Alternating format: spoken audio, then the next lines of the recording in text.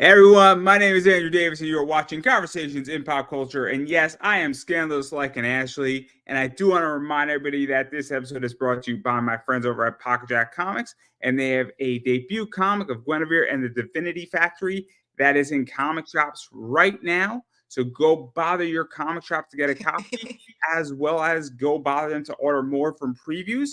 And if you are so inclined, you could go check out Pocket Jack Comics' Whatnot channel and use my code Andrew to get a $15 credit at sign up. And you can also use coupon code Andrew for an additional 15% off of their amazing, sexy comic artwork.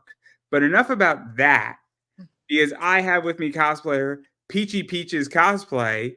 And Hello. I love saying that. I love saying that name. I love saying that Peachy name. Peaches. I love saying it. I'm not gonna lie. But welcome to the show. Thank you. Thank you so much. I'm excited to be here. A little nervous, but I'm here. Yeah, no. I'm excited to have you on because I've like a bunch of your cosplays, and we're gonna get into some of them, in a second here. But I am curious how you got into cosplay because everybody has a different story, everybody has a different journey, hmm everybody has a different reason why, and I'm hmm curious as to yours. Yeah, sure. So, like growing up, Halloween was always my favorite time, right? Because like you just dressed up, like people just dressed up as whatever they wanted to, and then go out, and I'm like, oh my god, you can just dress up like for for craps and giggles. Okay. So I was like, cool. So, I remember my first Halloween actually that I remember picking out my outfit. I actually was Luigi from Mario and Luigi, and I just found stuff in my closet. And it was so sad because everyone thought I was a farmer. I'm like, what do you mean? There's an L on my head. Anyway, so I just love dressing up for Halloween. And I've always been a nerd. And I heard about, trying to see, I guess it was probably like a random YouTube video, some random clip or something somewhere where I learned about cosplay. And I'm like, what the heck? Like you can dress up as like super nerdy stuff, like from anime and more video games than Mario. Like what? And that's normal. And I saw that this video was actually at a convention. And I was like, people actually do this and they go different places and they actually like get together and hang out and have fun. Like, what are you talking about? So I did more research. I remember I called it cosplay at the time because I had no idea. Like I haven't heard of it at the time. So I just read cosplay. I'm like, cool, cosplay. Sound like a little dweeb over here. But I just remember searching on like some sketchy Japanese website for a little costume. And I somehow got it in by the grace of God. And I wore it to a convention that was local to where I was from, and I've had a complete blast. And I guess the rest is history. Here I am, still cosplaying, many years later.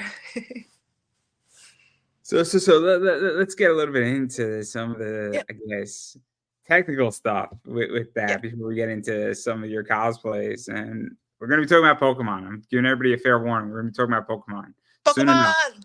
So, but before we get there, I am curious, because you've done a bunch of different cosplay stuff, hmm and where do your ideas come from when you cosplay a character? Because you've done stuff from video games, anime, some hmm comic stuff, Yeah. and where do your ideas and inspirations come from? Because that's another thing that's really interesting about cosplay right now is that everybody has different things they want to do. And I've seen it all. I've seen it all. I've seen people who all they do is WWE cosplay. hmm And it's so interesting because and you are in a bunch of different sectors. I don't think you've done WWE yet. I don't think you've done it yet. But it's not off the table. I don't think anything's off the table anymore. But Nothing's off the table. Yeah, so I mean, usually like I would like watch an anime and I'm like, oh my gosh, I like that character. I want to be that character. But usually what I actually like to do is like I'm glad you brought up Pokemon because Pokemon in particular, um I really like having characters that have like a general like um I guess shape, well not shape, but a general design, and I like to be able to incorporate different designs based on that character. So like I've done like Espeon, Umbreon, well a lot of evolutions and like Kirby and different things like that where I can just um I guess to get ideas, I just kind of I get a lot of inspiration like, from World of Warcraft, like games like that, like fantasy elements, and I just get a sketchbook and then I just kind of draw. And then I see like, oh, let's just see what my pencil does this time.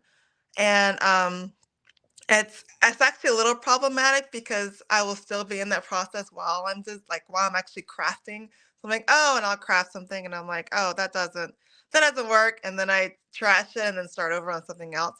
But no, normally I do just grab certain characters that I think are that I connect to, that I think are fun or that are like really cute and like kind of like curvy, like ease So, so, more so general let's designs. actually dive into that a little bit Yeah, too. sorry, I'm like Because, all over the place. no, But because this is what's interesting is that, because I've interviewed a lot of cosplayers and a lot of people in the creative space, and what is this like? Because I think it's interesting when you said you kind of look for a character as a general design, yes. So and like, then go because ahead. there's a lot of reasons why that could be, general designs and basic designs sometimes are easier to, cosplay and create and put together, whether you're putting it together yourself or you're buying it.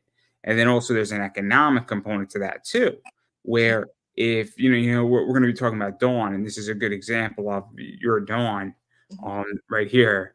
I think it's a perfect time.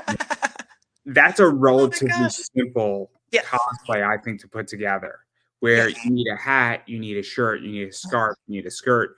You don't need anything major, and I don't think that cosplay is that expensive to build.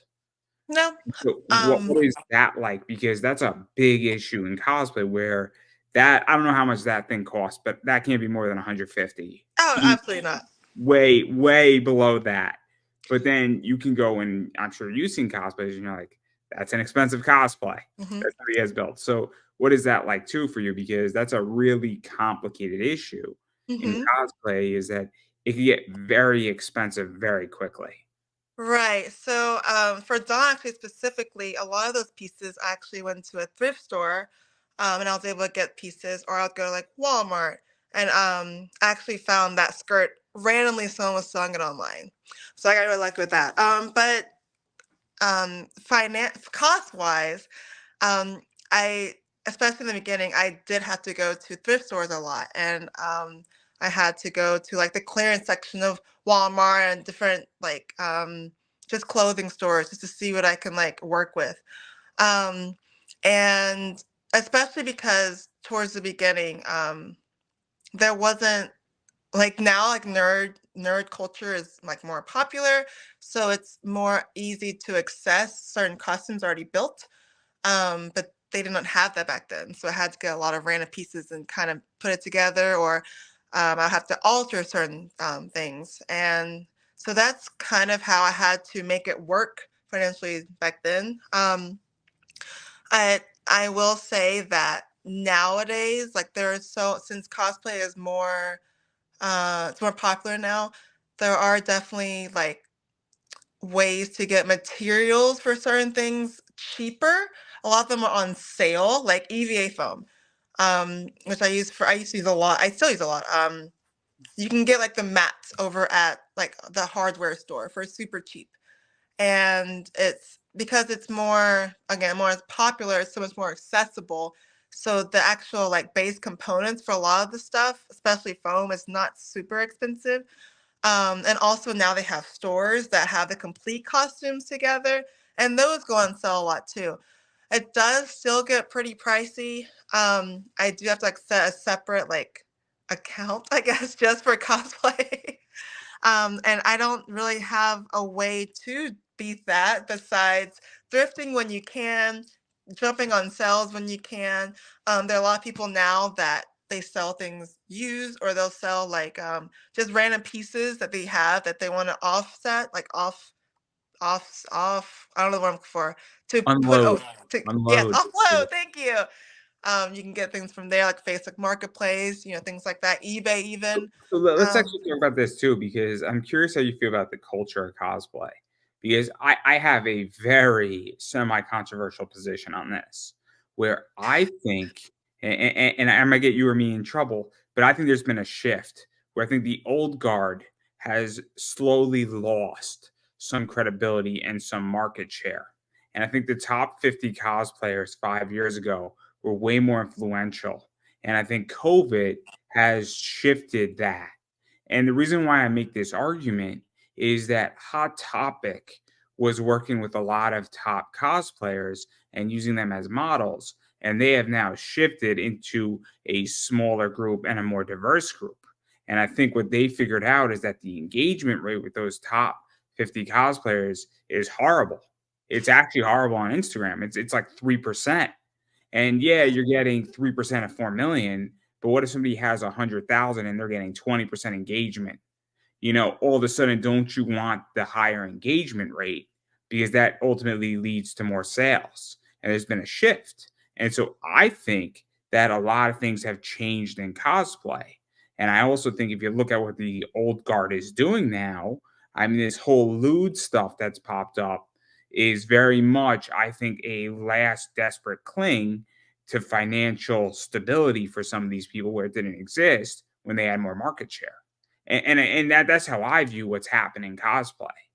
And it's a topic that a lot of people don't want to talk about, but I think it's a good thing where you get somebody who has 15,000 Instagram followers and they have a real stake now and they could be a guest at a con. And that, if COVID didn't happen, I don't think that could have happened. Mhm. Um, yeah, it's I don't really trying to see how to word what I'm trying to say. I've definitely seen that.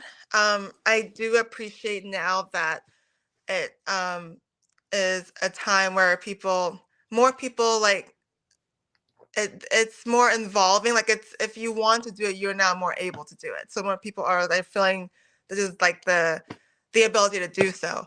Um, I There's more opportunity. There's There's more more opportunity. opportunity, And right? there's less guards and there's less gatekeeping. And I And appreciate that. I love that. It's like it's very similar to the whole oh well when I was a nerd like 15 years ago and I was hated for it and blah blah blah. Now the person who bullied me now they're a nerd. Look at them. I'm like, yeah, it's but funny, right? Let me ask you a question. Did you Mhm. have Pokemon cards and did you get made fun of for having Pokemon cards when you So were growing up or playing Pokemon Red in second or third grade? okay, first of all, Pokemon Blue. Second of all, no, I didn't have the cards because I wasn't that cool. I wasn't. I played the games a lot and I wore t-shirts.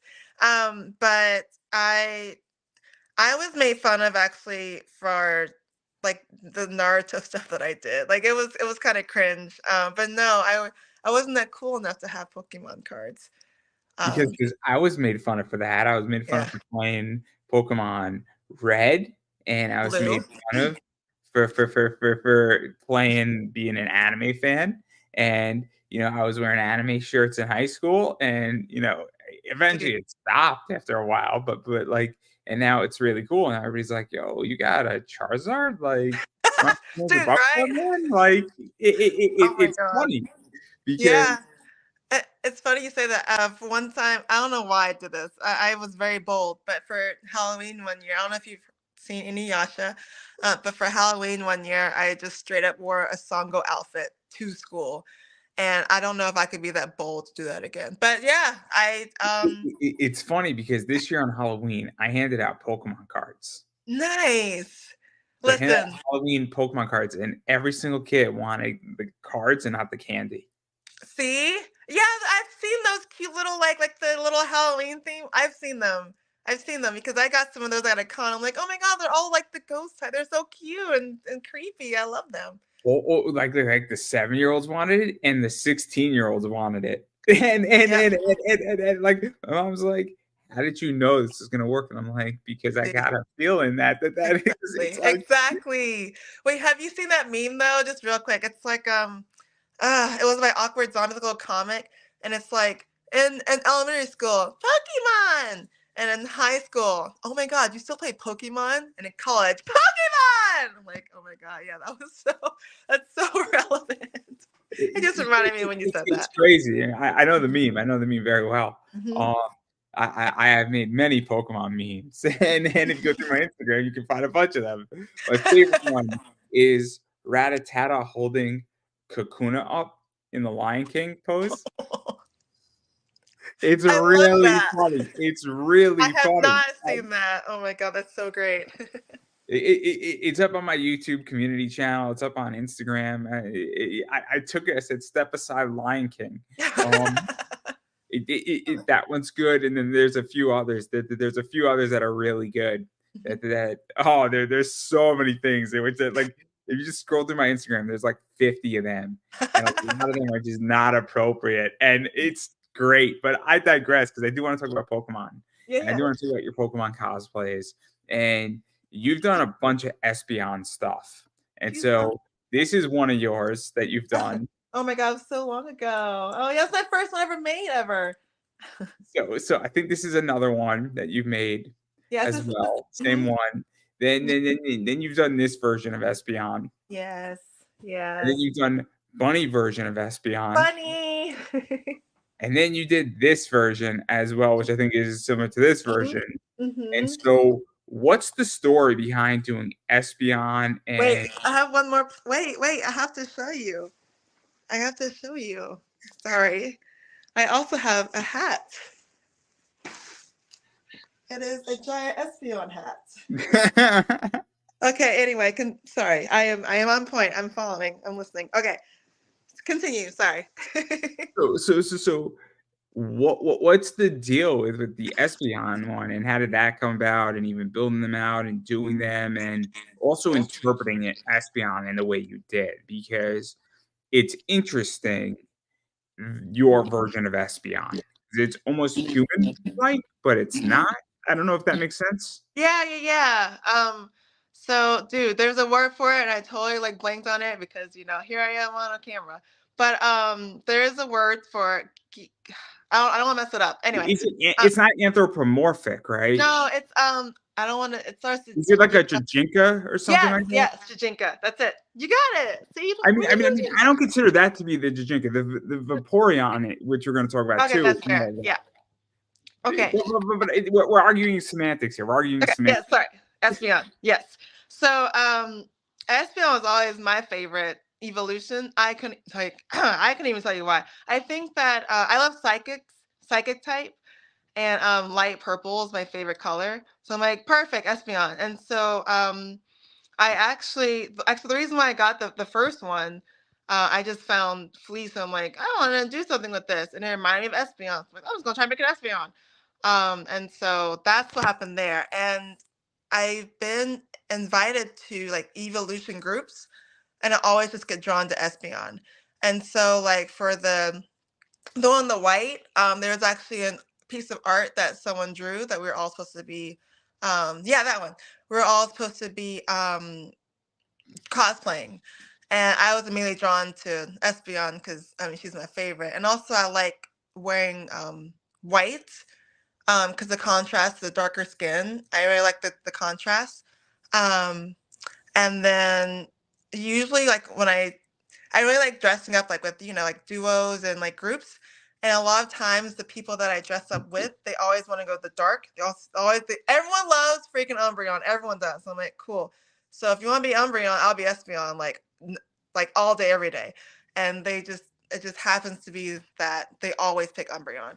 So I So let's actually talk about this, because this is interesting. Is that obviously you've done, and we're going to talk about Sailor Moon after we're through Pokemon, but there are certain characters that build groups out, and Sailor Moon's a good one. Ruby's another good one. That's very group oriented. One Piece to some degree is group oriented. Naruto is either or, sometimes depending on what you're doing or what type of con it is.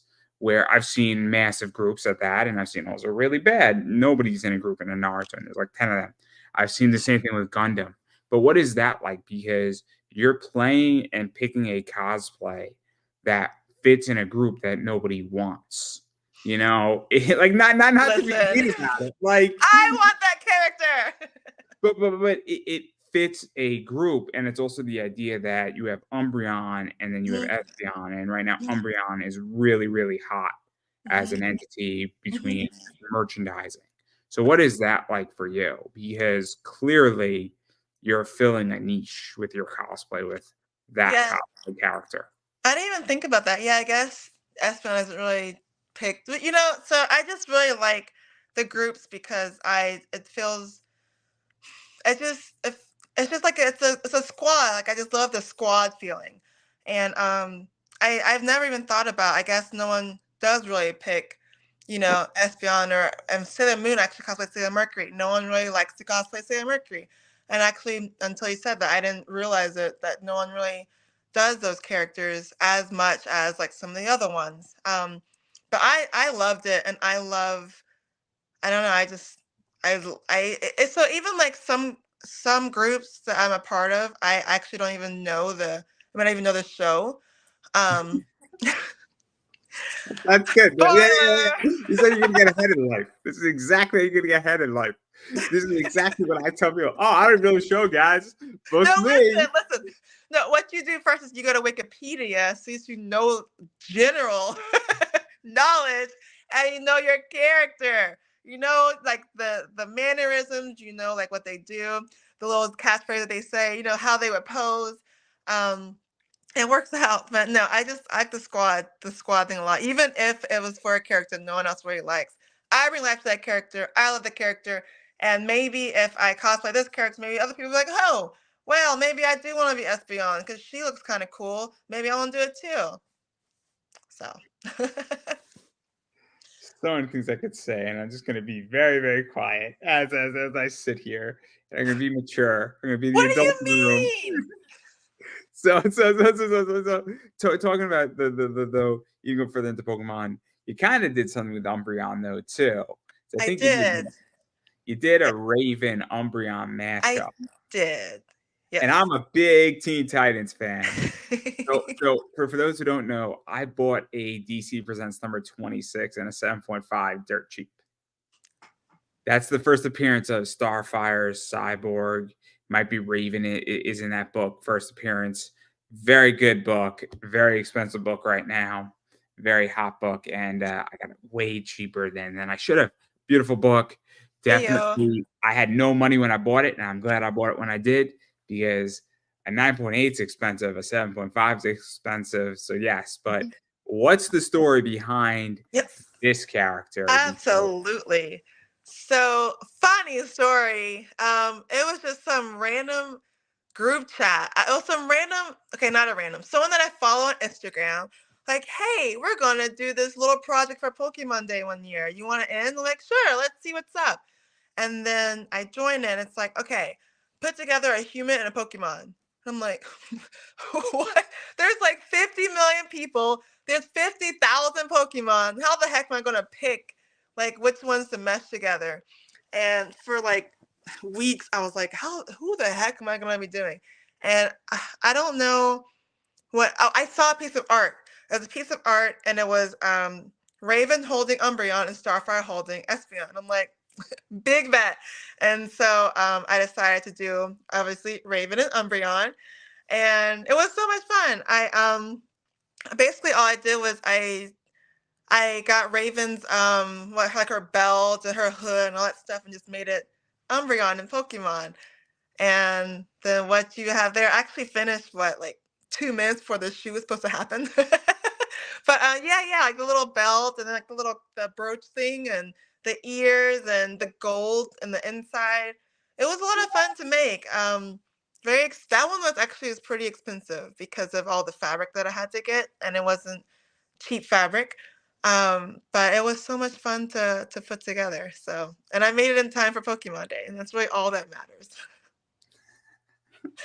that's great. That's great in so many ways. So many things I could say about that.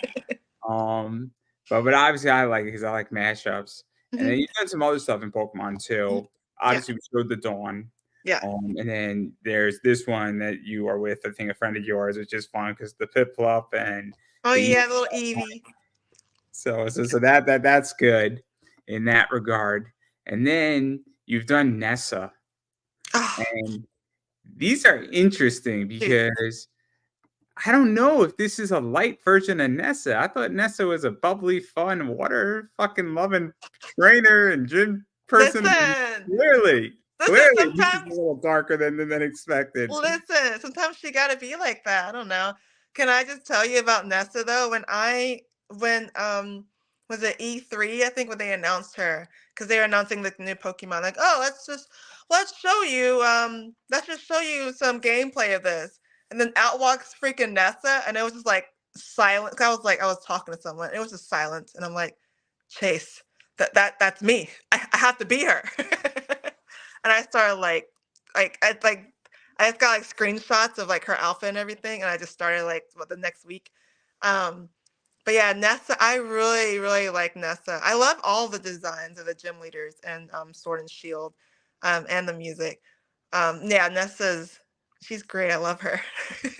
I love her. Let's even go further into this because obviously I think you can cosplay whatever you want to cosplay, but I think Nessa is a black character, Right. for lack of Yeah. a better word. I don't know how to say No, that yeah. any other way. No, I'm you're good. sorry. Yeah. I No, don't know how to say that she, any other way. I'm she is sorry, black. everybody. She's blackety black. I figured it was the easiest way to say it. But there is something to be said about you have, I guess, representation in Pokemon. Yes. Because Yes. Gen 1 didn't have any representation. I Mhm. don't think it was good or bad. It just didn't exist. I don't think Right. Gen 2 was better. I think Gen 2 was better. Mhm. I think Gen 3 was significantly better. Mhm. But then you get Sword and Shield, where you now have a character who actually represents you and represents your ethnicity Mhm. and your skin color and your creed and everything else, for lack of a better word. And so, what Mhm. is that like? Because I think it is important that Nessa is there, and then you're cosplaying Nessa. Mhm. And so, Yeah. so what is that like for you? Because again, I am a proponent that you can, cosplay anything you want. It's like Killer Bee in Naruto is a good example of that too. Yeah, she's on. Yeah, yeah, yeah.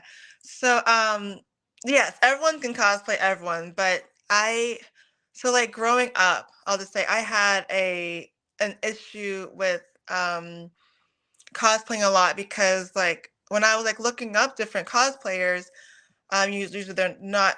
There's less. There was less diversity then, and I would remember seeing like a Zelda and be like, wow, that Zelda looks like she just walked out the TV. But if I ever cosplayed Zelda, I would never look like that. And so I struggle with that a lot actually. So having someone like Nessa pop up and be super popular, it was amazing to be able to actually have that like ability to like again, anyone can cosplay whatever you want. There's no shame in anything, but it's a little bit more oomph when I can actually cosplay someone that is black because it means a little bit more to me. And like Iris too. I was actually thinking about cosplaying her, but her hair looks a lot, so I haven't cosplayed her. I'm But laughing because it's true. That's why that's funny. That's why that's funny because it's true. it's yeah, she's like a freaking what's it called, axu like in her hair. Like that's how thick and like her hair is. Like, are you kidding me? I cannot. But it just means I don't know. It's just so nice to have. I don't know how to word this without. It's just nice cosplaying black characters. Yeah, I don't. I don't know. It's just something that it just feels a little bit more special, I guess, for me. But again, you can cosplay anyone.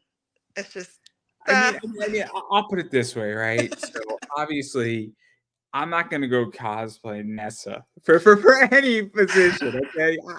For a lot of reasons. A, I don't think I could pull it off. B, I'm white and I'm pasty white. okay. Listen, it goes both ways. Okay, it I don't goes even think both I would ways. touch Killer Bee either for a lot of reasons.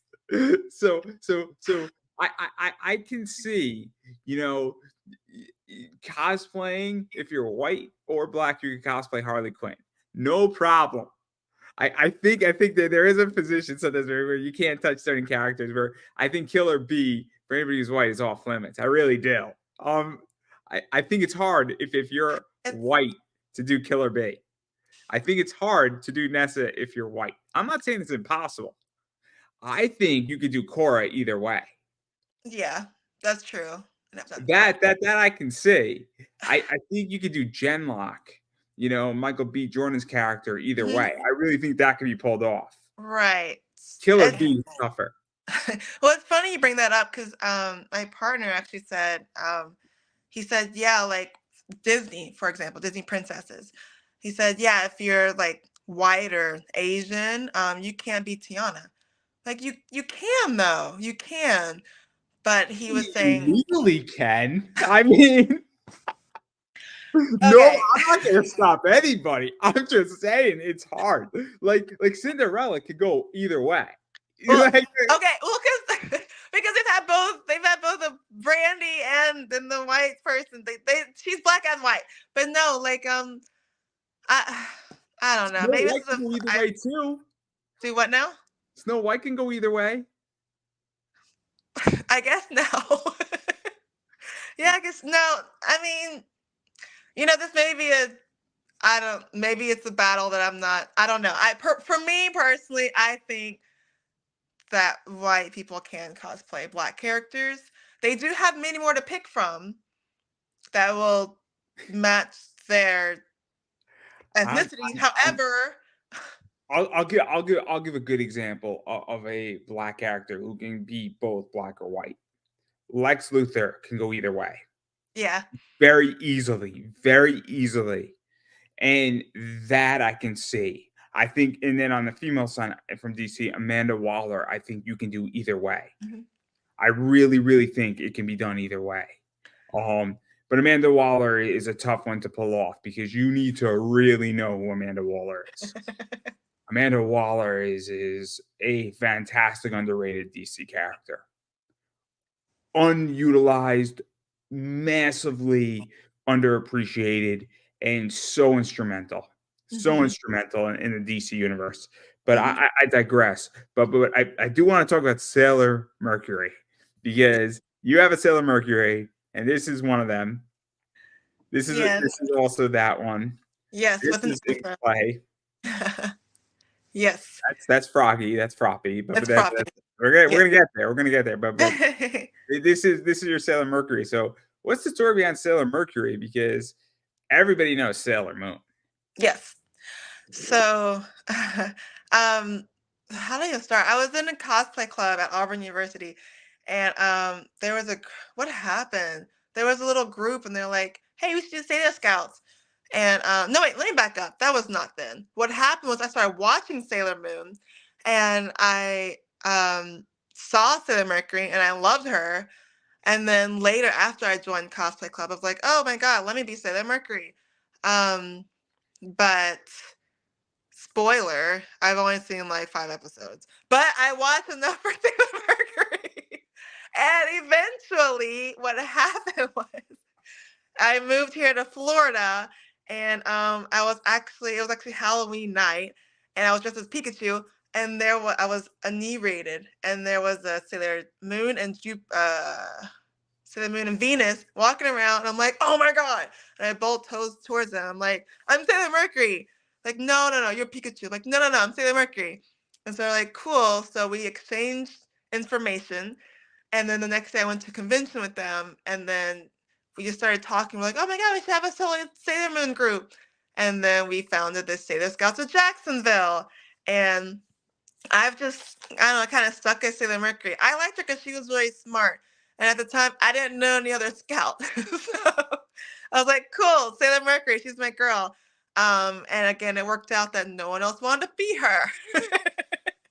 So I don't know. I don't know. I just like Sailor Mercury, and I don't know. I like being able to incorporate like the afro because I have a blue afro with her now, and she has like cute little gadgets that I can work with. And so now I'm just part of the Sales Scouts of Jacksonville as Mercury, and that's just like she is me now. I am her. So what is that like? Kind of making a character yours? um. Well, I've only seen 5 episodes, so, Terrible. so I kind of, I don't know. She from what I understand, she's very, shy and reserved and everything. And when I am her, I like a little tinge of that, but I also am able to like kind of show myself also like I'm also myself in her, and I act as if she would act, but as more outgoing, more outspoken, more like me. So, and that's kind of how I, especially like when I put the outfit on, I just get into that whole like mindset, the whole vibe, and then that's just kind of how I make that work. Fair enough. Fair enough. Mhm. And then obviously I want to dive into Froppy because I love My Hero Academia. Yeah, I've seen 3 seasons of that, more than 5 episodes. I stopped watching after season 4. I watched the first 2 episodes of season 5, Mhm. and I like My Hero, but I can't do it anymore. Like to me, the appeal of it is kind of lost on me. And Mhm. I read the basis for it. There's a book called Super Folks. Mhm. Super Folks is Grant Morrison's like favorite book of all time, and it's like the superhero book.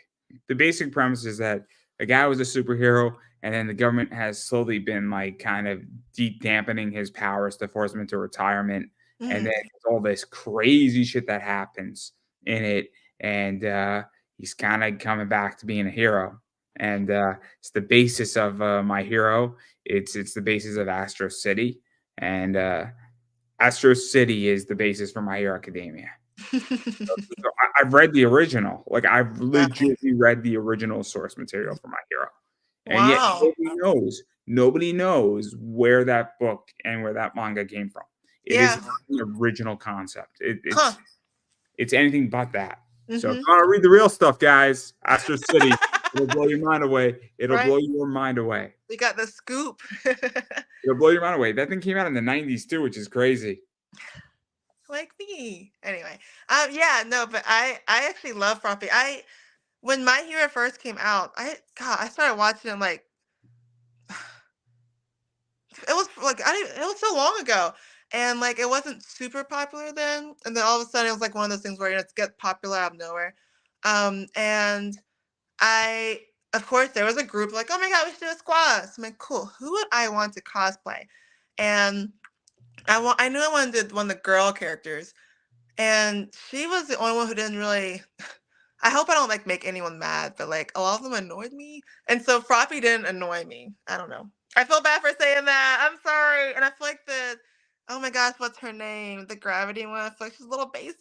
I don't know. I'm sorry, but God, what's her name? A choka, a choka, a choka. Yeah. Yeah. Hey. Anyway.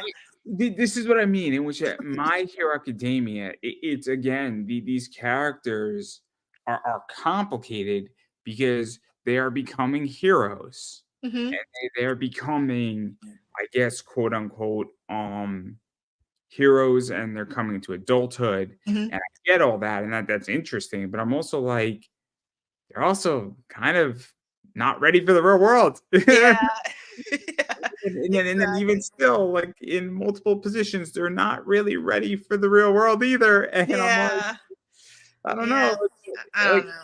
after season 4, I kind of lost it where I'm like, this isn't working. And Mhm. this is a problem. And I'm sorry to say it, but there gets a point where it's like, we need to really make this realistic. Yeah. Yeah, but I will actually say, about My Hero. Is Hawks like in the show? Because I saw him in a movie and I'm obsessed with him. I love him so much. And I've always seen him in a movie. He gets into the show at some point, but like again, I will watch and I will finish My Hero Academia. I've read half the manga. I don't think it's a bad thing. I just think there's better things out there than My Yeah. Hero. Like I'll be Yeah. honest, I think Attack on Titan, the second and third season of Attack on Titan, smokes My Hero. The fourth This season, doesn't because okay, I watched the first season, like I binged Attack on Titan first season. And then the first episode, second season started. I'm like, and then I stopped watching it. I'm so sorry. I heard it was really good, but the I'll have to problem try with it Attack again. on Titan is that they took the wrong approach. My Hero took the correct approach, or My Hero did 12 episodes season 1. Season 1 was only 12 episodes. Let me get this light on. I'm sorry.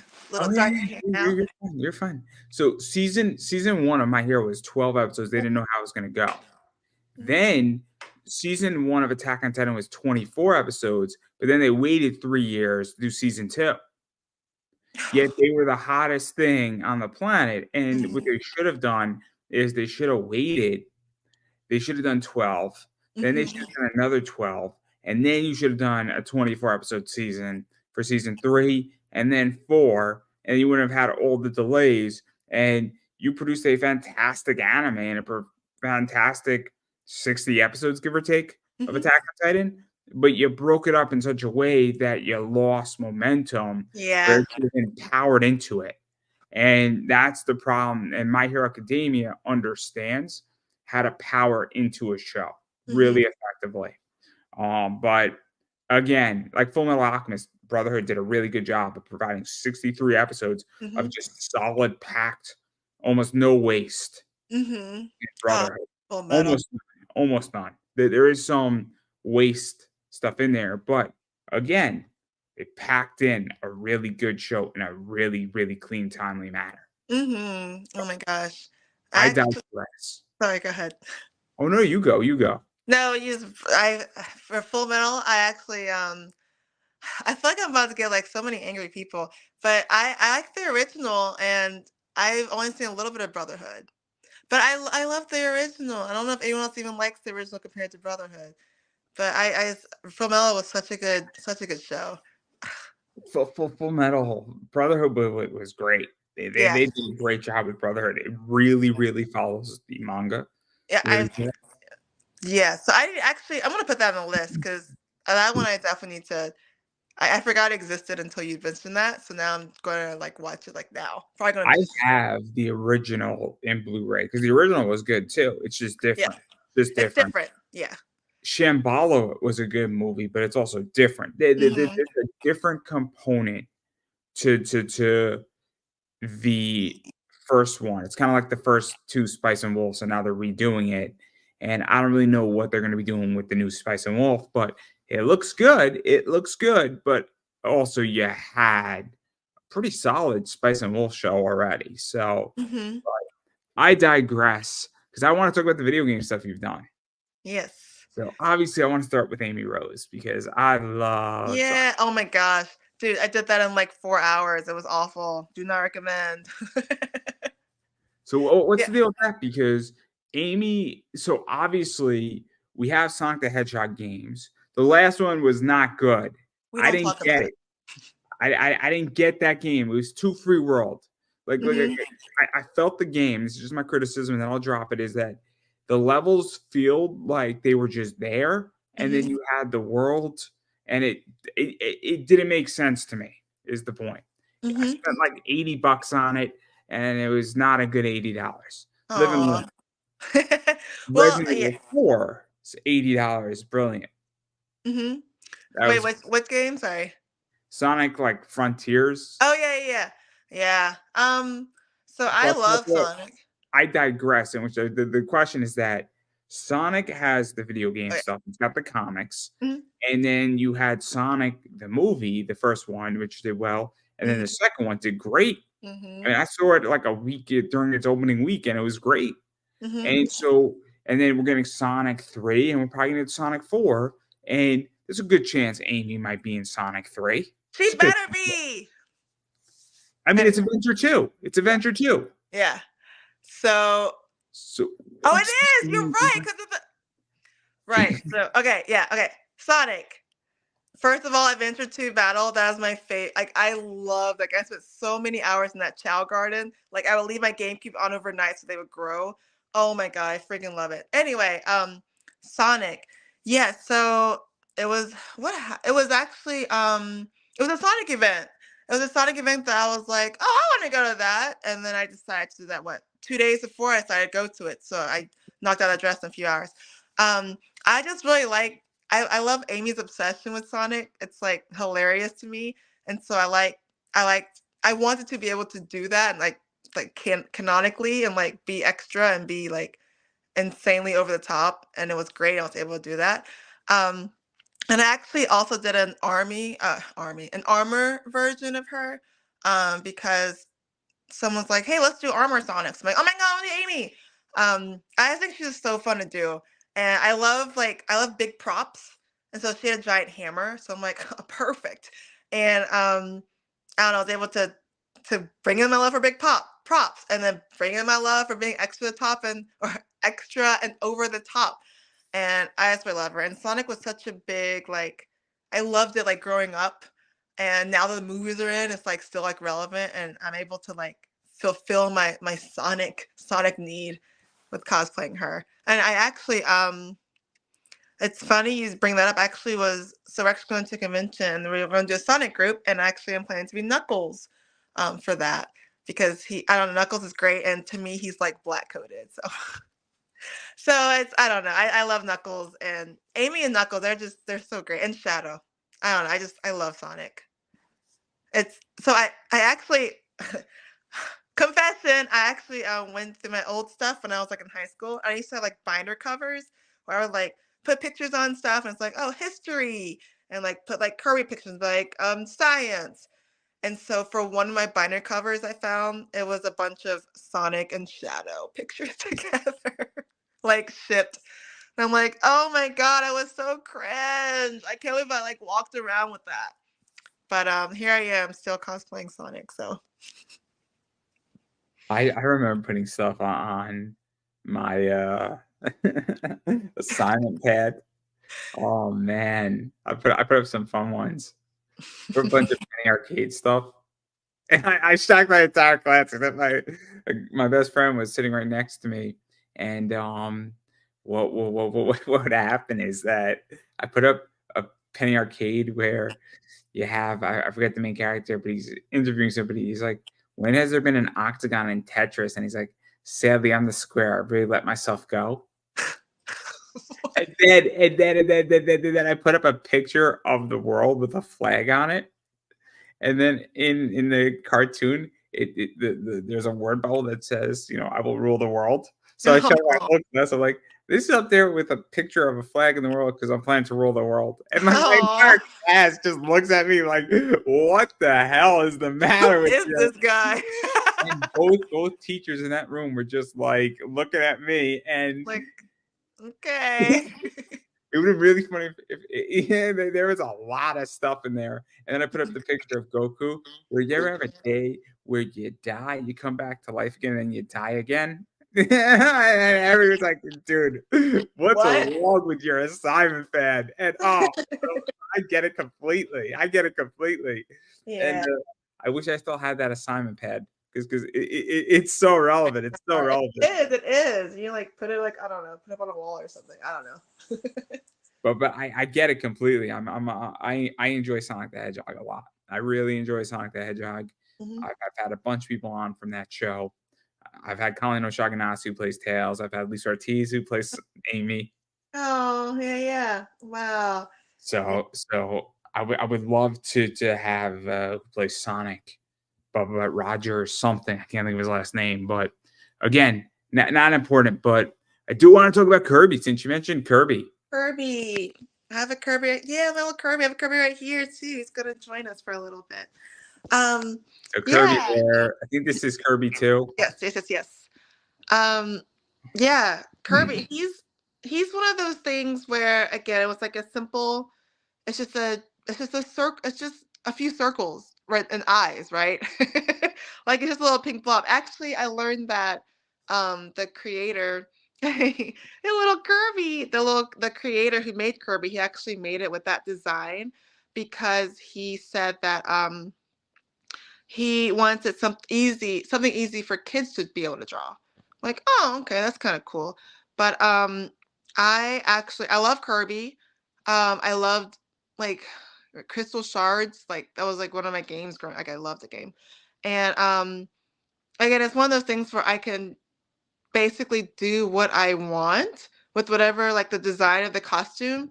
And it just has to be pink and have a star rod and have like little cheeks and that's it. And it's also fun because like with Kirby, he swallows he sucks people. Neither of them sound right, and he gets their powers.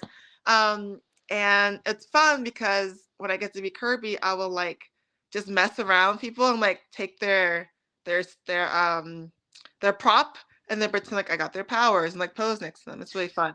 It's really cute. Um, I don't know. I Kirby. I just love Kirby. Kirby's so cute to me, and he's my main in Smash.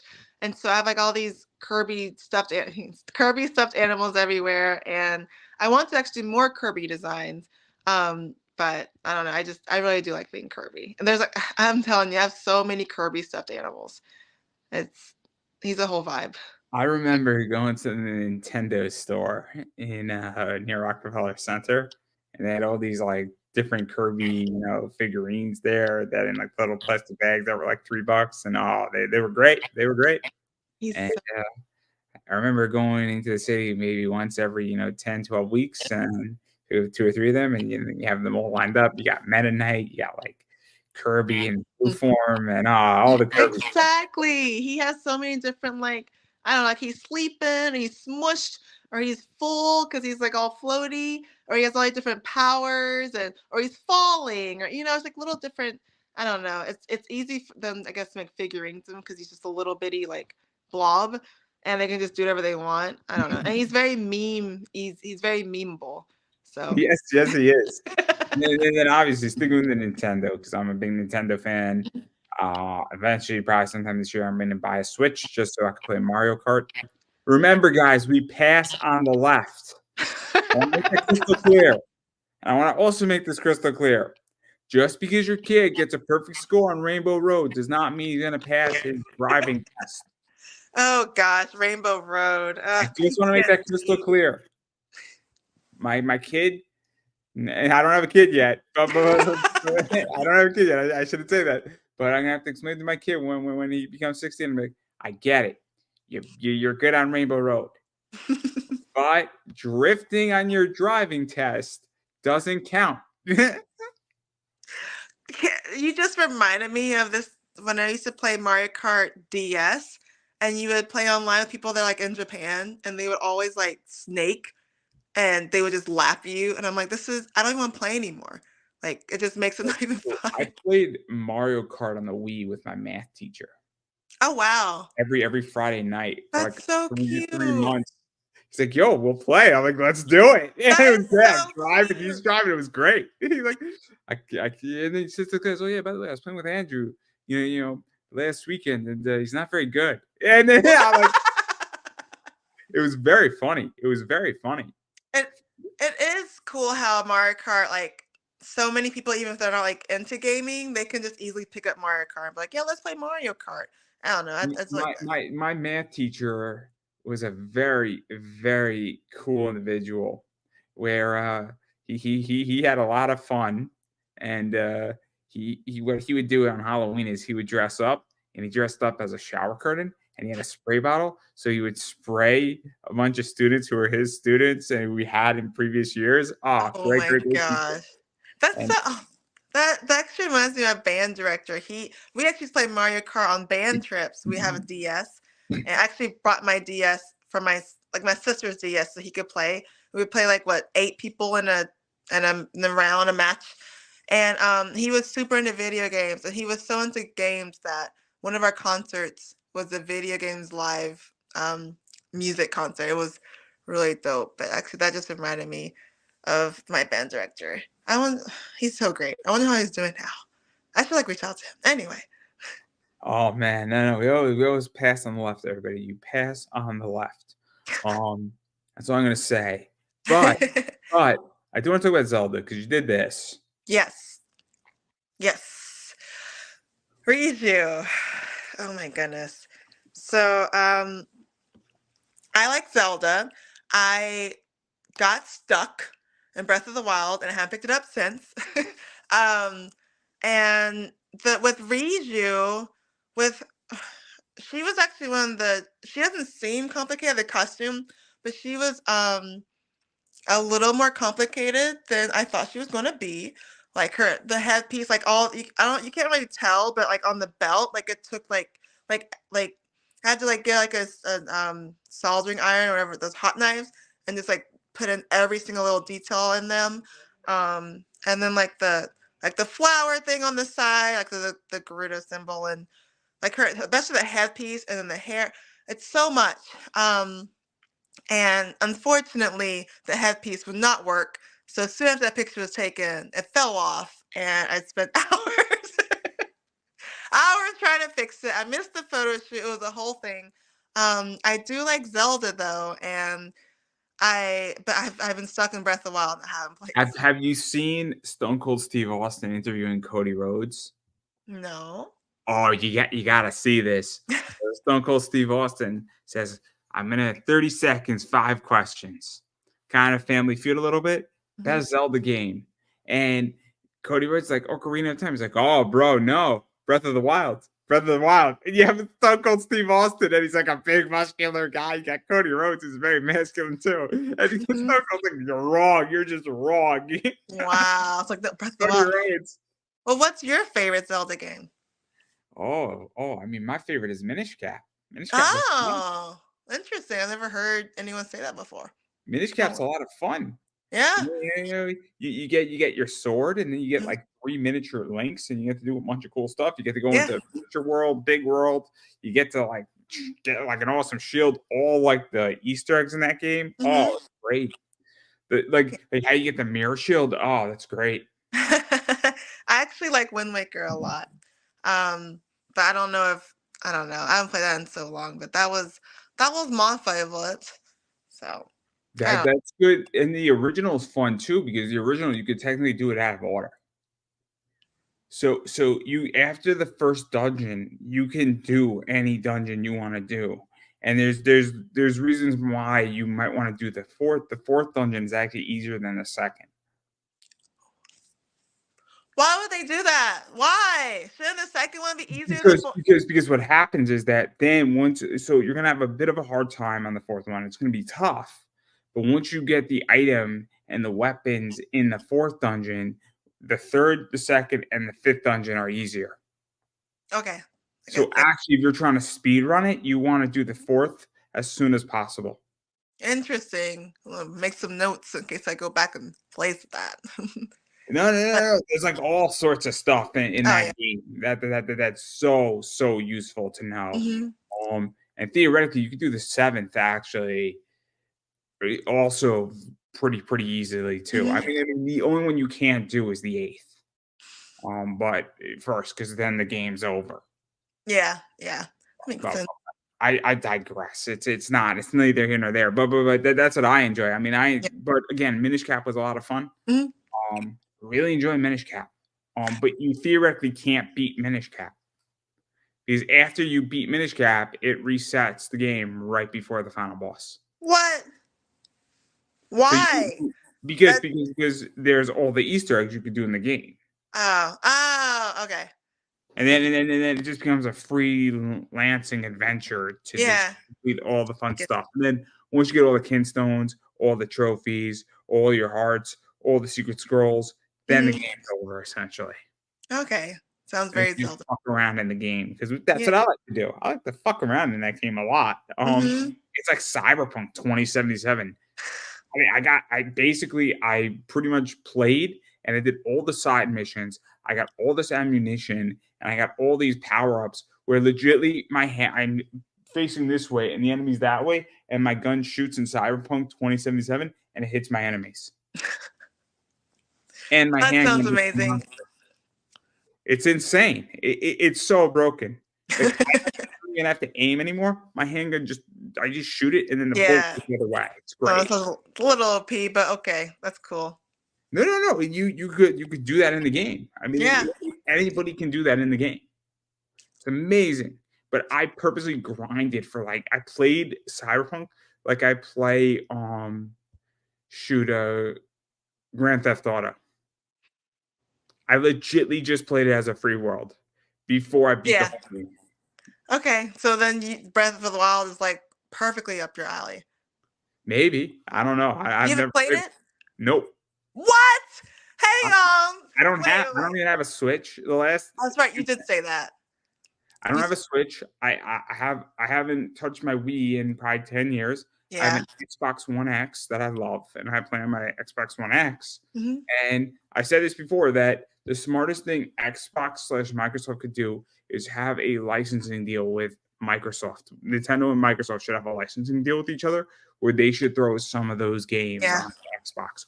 Nintendo will make more money by putting Pokemon Coliseum on Xbox. Oh my gosh, yes. And Things like that. yeah, I was talking to my partner about this actually.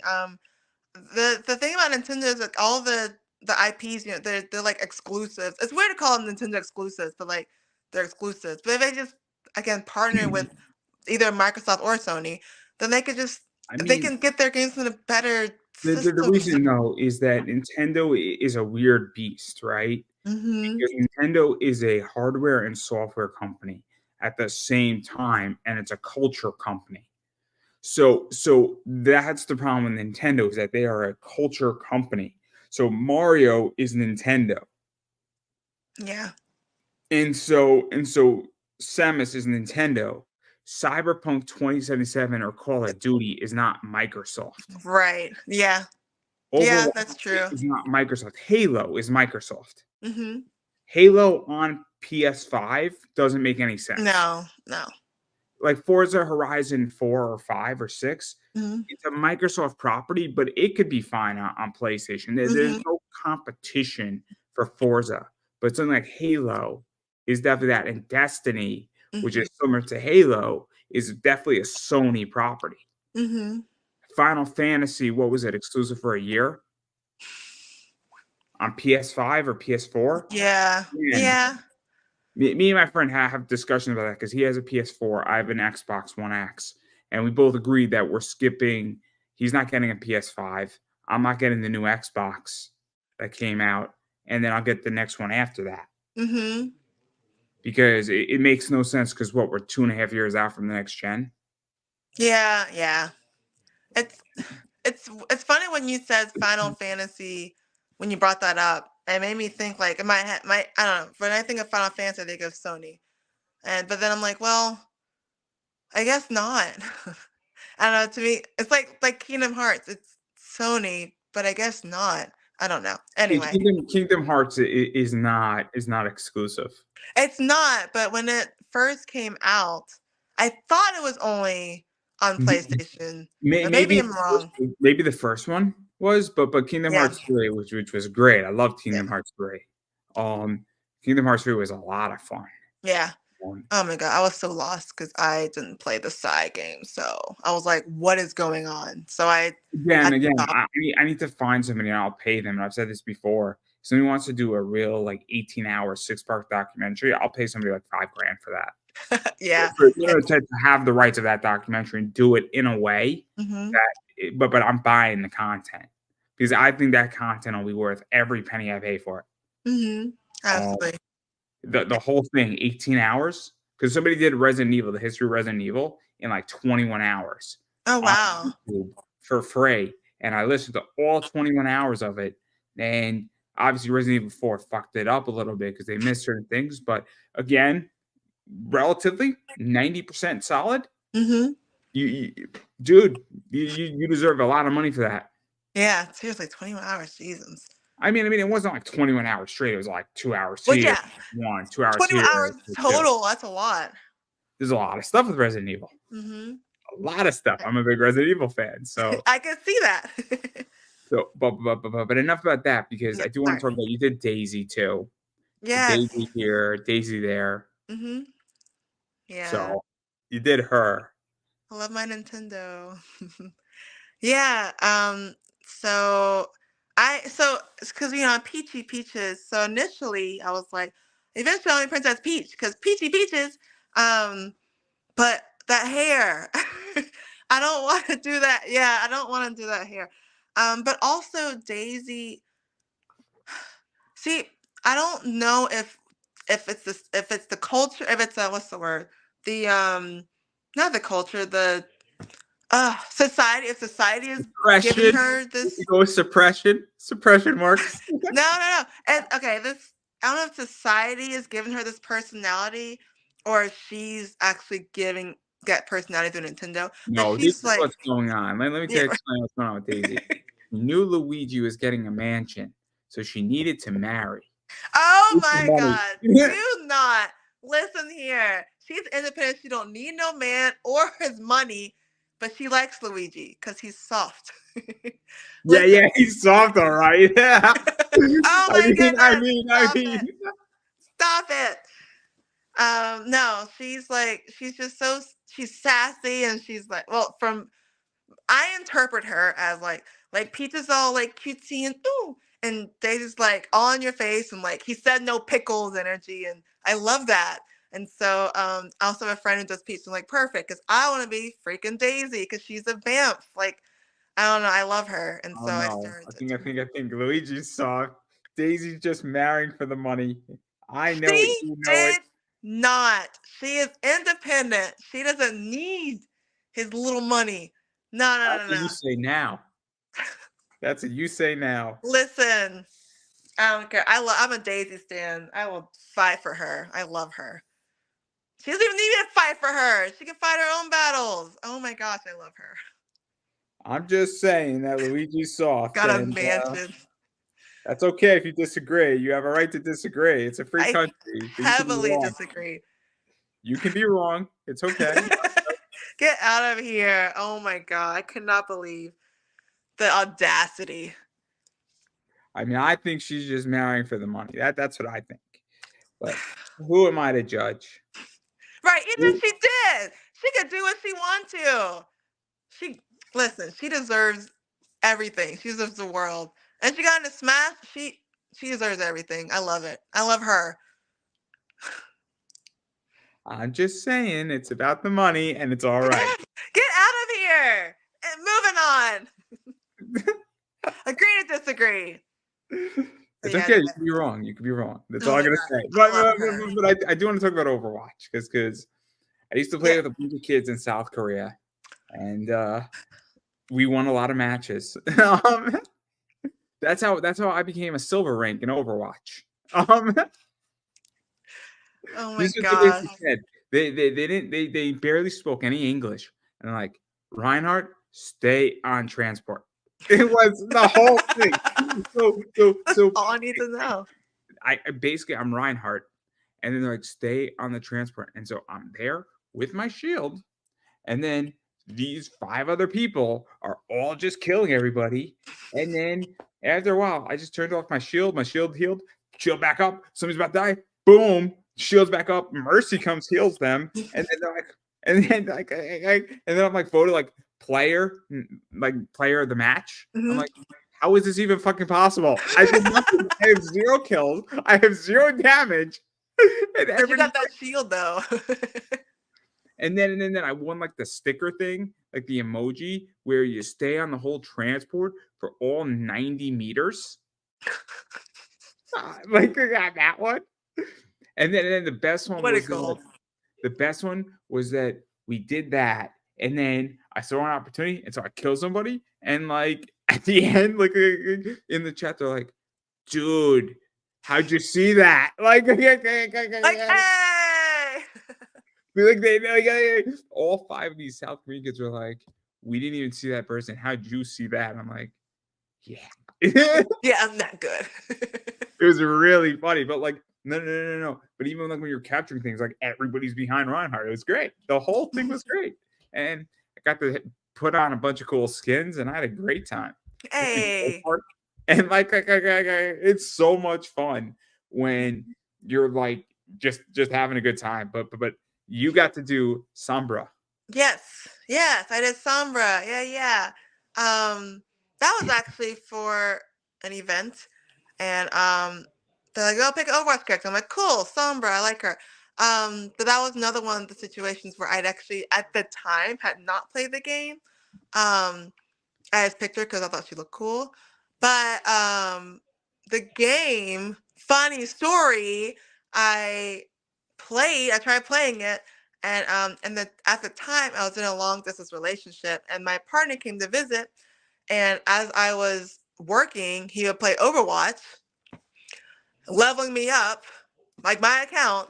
And then he left, and I tried to play myself, and it was so leveled up, and I was just garbage that it was really really bad, and everyone hated me, and I got all this hate, like mail, like hate mail, hate messages, and I'm like, you know what, I'm done. I haven't played since. But I did really like being Sombra. She's fun. I don't- I haven't played a lot of Overwatch, but I play Heroes of the Storm, and they have Overwatch characters, and I like Lucio a lot. I don't know if that counts at all, um, but no, it was fun when I played for a few matches, and I love being Sombra. She's cool. Overwatch is a lot of fun depending on who Yeah. you're playing. So my friends came to visit, and so what we did is that we just ordered pizza and a bunch of alcohol, and we just played just fun matches, and we would just hand off the controller, and all of a sudden I'm leveling up there. We're all leveling up my account, but we're all just having a good time, but we're not playing competitive. Oh, see, that's fun. See, that's the vibe that I think I would like to go for instead of So playing so online. again, competitive Overwatch isn't fun. It's Sometimes it not. can be. It can be, If you're but good. it depends also who you're playing with. It also depends Right. what vibe you're in. It depends what you're doing. I mean, I used to play a lot. What I used to do is I used to come home from my job when I was in DC. I'd pick up dinner. I would pick up alcohol and pick up dinner because I would get off the metro. I pass the alcohol store, cross the street, get my dinner, eat my dinner, pour myself a bunch of drinks, and have legitly a 12 pack of soda, have my rum next to me, my 1.75 liter of rum, have What a else do you need? You got your and then I goods. would play. So now I'd be home around like 5:30. So basically, I'm back in my apartment around 6. Eat my dinner, watch like The Office for like an hour, and then I play Overwatch for 3 hours from 7 to 10, and then watch wrestling. And then wrestling was 2 hours for free on Twitch, which is great. And then after that, I would watch a movie on Netflix as I detox out to 2 o'clock until I'm sober enough to go to sleep, and then I wake up at 11 the next day. And Oh so my goodness. Perfect life. amazing. And 10 then out and of then 10. and then I wouldn't drink for the next 6 days. It was Well, great. yeah. Great. It was absolutely great. You would drink the whole bottle of rum? Oh, not the whole bottle. Okay. I was like, oh my goodness, your liver is like amazing if it can No, handle all that. I didn't drink the whole bottle, but I drank, I had like 8, 9 shots in 8 hours, You know, maybe 11. okay. But That's not that bad. I'm That's like not tweeting wrestling. I'm having a great time, and nobody's bothering me. And apparently, there was like 2 or 3 fights some nights on Friday night, and I didn't hear a damn thing. And I just locked my door. I'm like, like, oh, it's all good. Exactly. so that's my Overwatch Mhm. story. And now I'm 31. I can't do that. Yeah, I went to an event not too long ago and I had was it maybe 6 drinks over the course of 5 hours and I was dead and I threw up, so it's yeah. Last It time is what it is. I had a rough January 2 years ago, and I drank a lot during that January. People were like, okay. Andrew's not good. But once people understood what the hell was going on, they're like, "Oh, Yeah. you Oh. understand. You were running a Kickstarter, taking a test, you failed. You thought you fucked up your life. Oh, I get it." I'm sorry. Oh, no, no, no. I passed my test. My Kickstarter was successful, but it was beyond stressful. Mhm. So people are like, "Oh, I get it. You are legitly dealing with every influx of stress at the same time." And people understand but then Like, now yeah, drink some more. I just get hammered on my Friday night and I don't really talk to anybody. It's great. I just watch anime, 30s. play video games. I drive my car Mhm. in Forza Horizon 4. It's wonderful. I I yeah, don't know. I don't know what that means. So Forza Horizon 4 is an open world car game. okay. Right. Legitly, Sorry. I thought you were saying your car is that. And I was like, I no, don't no, no, think no, a no, car. no, no, no. Yeah, okay. Forza Horizon 4, you I've heard can of Forza. I've heard of Forza, yeah. yeah, Forza is great. So I'm just driving my Lambo in the countryside of England.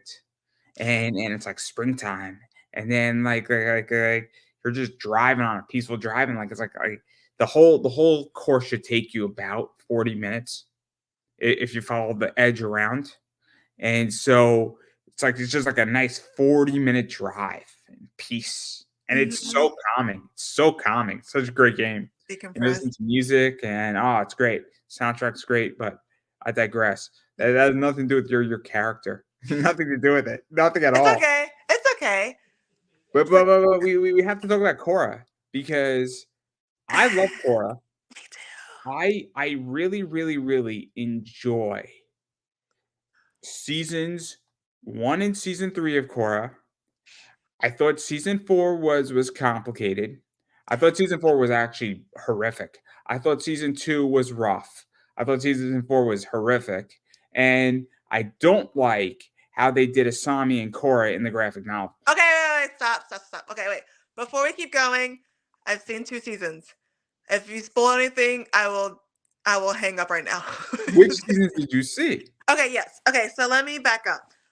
I binge watched the first season, right? This is like a common trope. Let me put it this way. You know Korra and Asami, right? I mean, Yes. you Yes. I mean, that's not spoiling anything. I Correct. mean, Yes. there are a couple. If Yes. that spoils it, I'm sorry. No.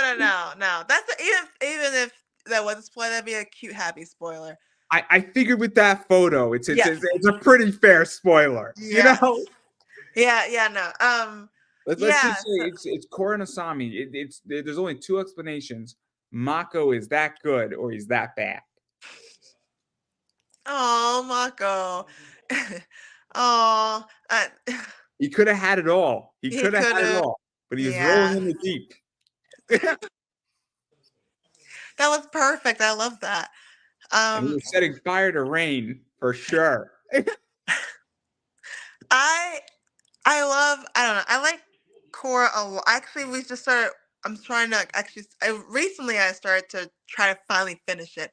Um, I loved Korra first watching it, like the first season. I binged that, and a lot of people were like, "Oh, we hate Korra. We hate that because she's this and that." But I liked her, and I think she's more. To me, she's a little more. Um, what's the word when you relatable? Maybe I don't know. I feel like she's more. I guess maybe because she's older compared to Aang. Um, I I liked her a lot, and so I was able to cosplay her.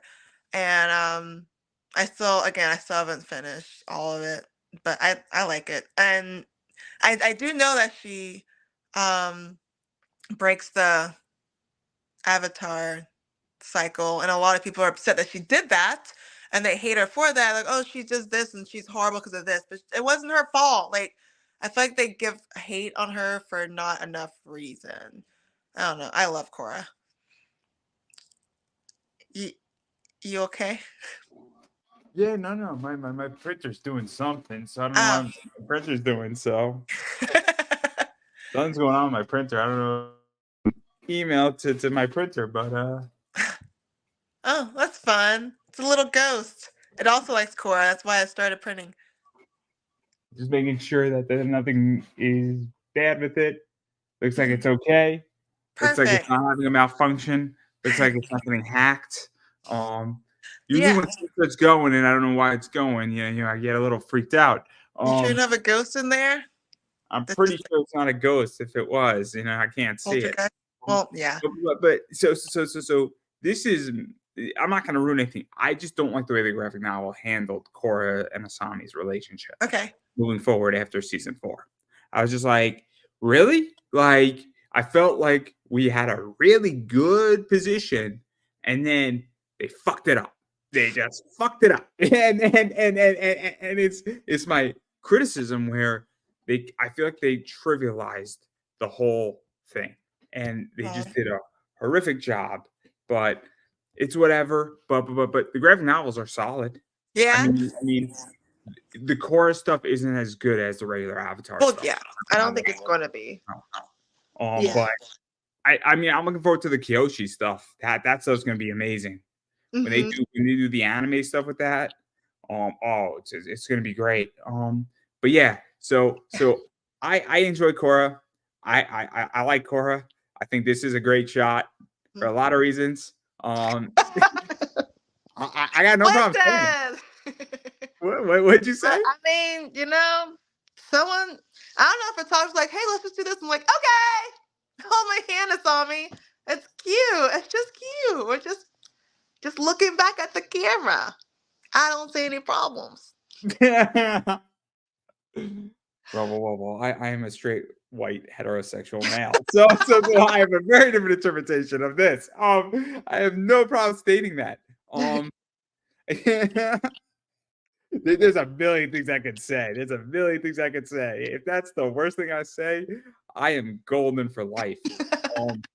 Let's just say that this weekend is going to be X-rated on my show, without a doubt. Oh my God, Sunday Oh, night. It's going to be mind-boggling for people. what I'm is listening. happening? Oh my God. So I am interviewing how do I put this? A cam girl VTuber. Okay.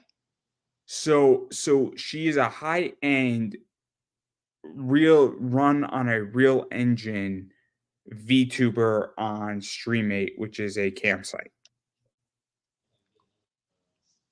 Okay. This is the second time I'm doing something like this. That'll be fun. The first time was unbelievable, where people were looking at this saying, "What the fuck is this?" Oh my god, that's so fun though. I love Because that. when you see this and it's interacting with you, your reaction is, "I don't know what this is, but I gotta look at it." It's like when you pass an accident and you're driving, everybody's going slow.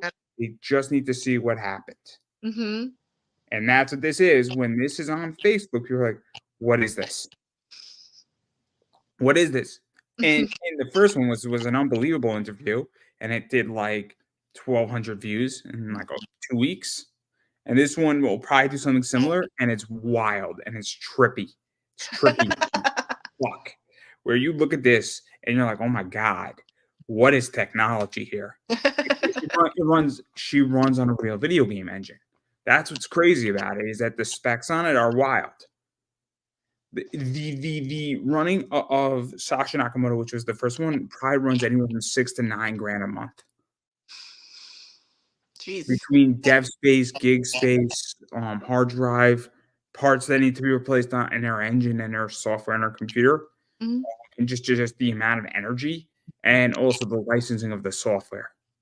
It's an expensive project and thing to run, which is Yeah. crazy. But again, I digress. Again, I am a white heterosexual male. Oh my god, get out of here. but I do want to talk about one more. Actually, I do. This is a cool Marvel one that you've done. Yeah, Shuri. Yeah, so God, I enjoyed Black Panther, the first one. I thought 2 did the best job they could do, but I thought I didn't think the acting was the problem. I just thought they were dealt a bad hand on that one, where no matter what they did, it was not gonna be okay. Yeah. They were just dealt a shitty hand, Yeah. collectively. It's unfortunate where they were just dealt a bad position, and they had no way to win on that movie. No way. They Yeah. should have just canceled it. They should have let Black No. Panther alone, and they should have figured out a new position. I think it would have been so much smarter to figure out how to get her, Tigira, and do something else Mhm. with put Black Panther in something else, or Shuri in something else. Yeah, Shuri. Mm, maybe it's not a popular opinion, but I kind of like. I don't know. It's hard, right? It's hard with how he passed, and it's hard to continue that going with the circumstances. But I think I'm okay with it. I don't know. I don't even know. I enjoyed Black Panther. I did not like Black Panther 2. I was not happy with Black Panther 2. It was very long. I think it's hard to. It's easy to please me, so maybe I'm not the right person to ask because I like everything and like anything and everything. So I generally liked it. It was very long, but I generally liked it. Um, I mean, I and could say the movie I loved, both of them. I loved Into the Spider-Verse oh, okay, yeah. and Well, Across the Spider-Verse. I thought both those were great. yeah. Well, okay, no, but wait. Let me go back to Black Panther and how Yeah. like I Black Panther was so. I just remember when it first, like when you just brought that up, it just reminded me like the first Black Panther had when it first came out and how like it was so big, it was so influential. All the different like African cultural influences into the movie and everything. Like it was so profound. It was just so big, and so that was going to be impossible to try to follow up with that, follow that.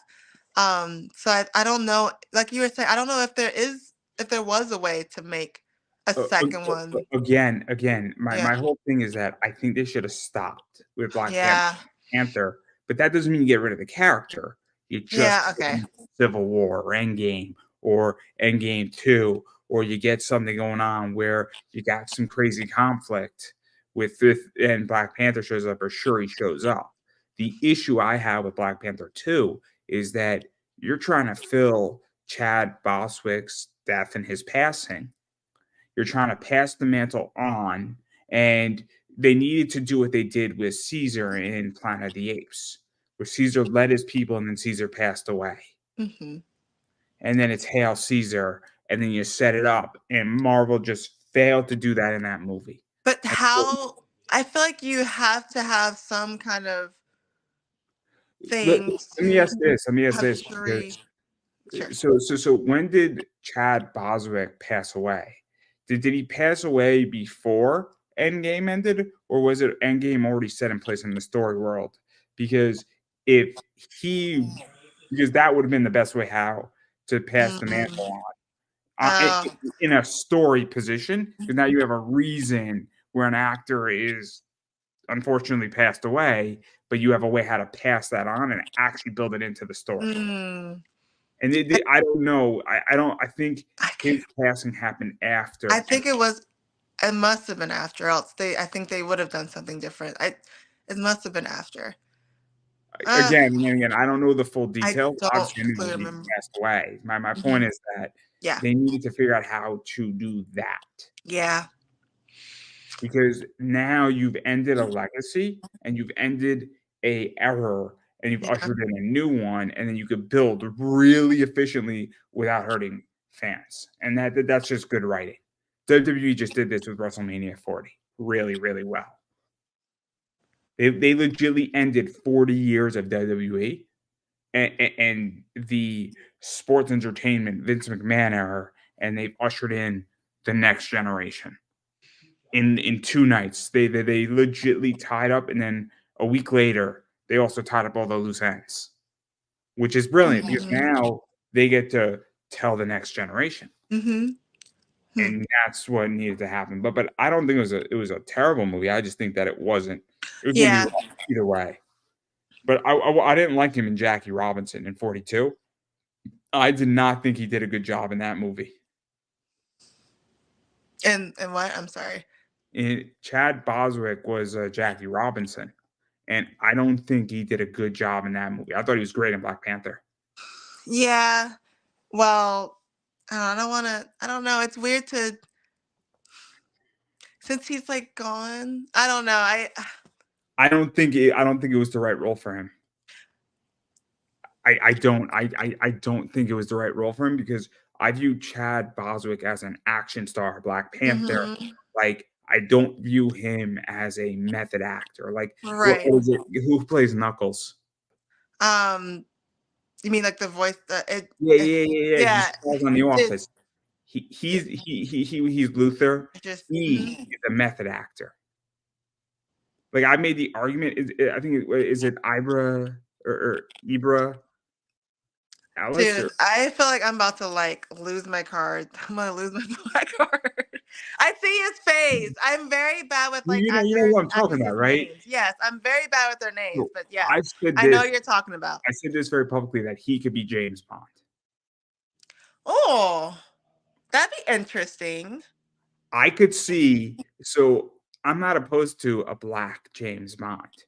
I'm opposed to certain people playing James Bond, where I don't want Marshall Ali playing James Bond. I don't think Marshall Ali could pull it off. See, I'm so bad with names. I don't even know. He was in the Green Book. Okay. So he was the doctor, Dr. Shirley in the Green Book. Okay.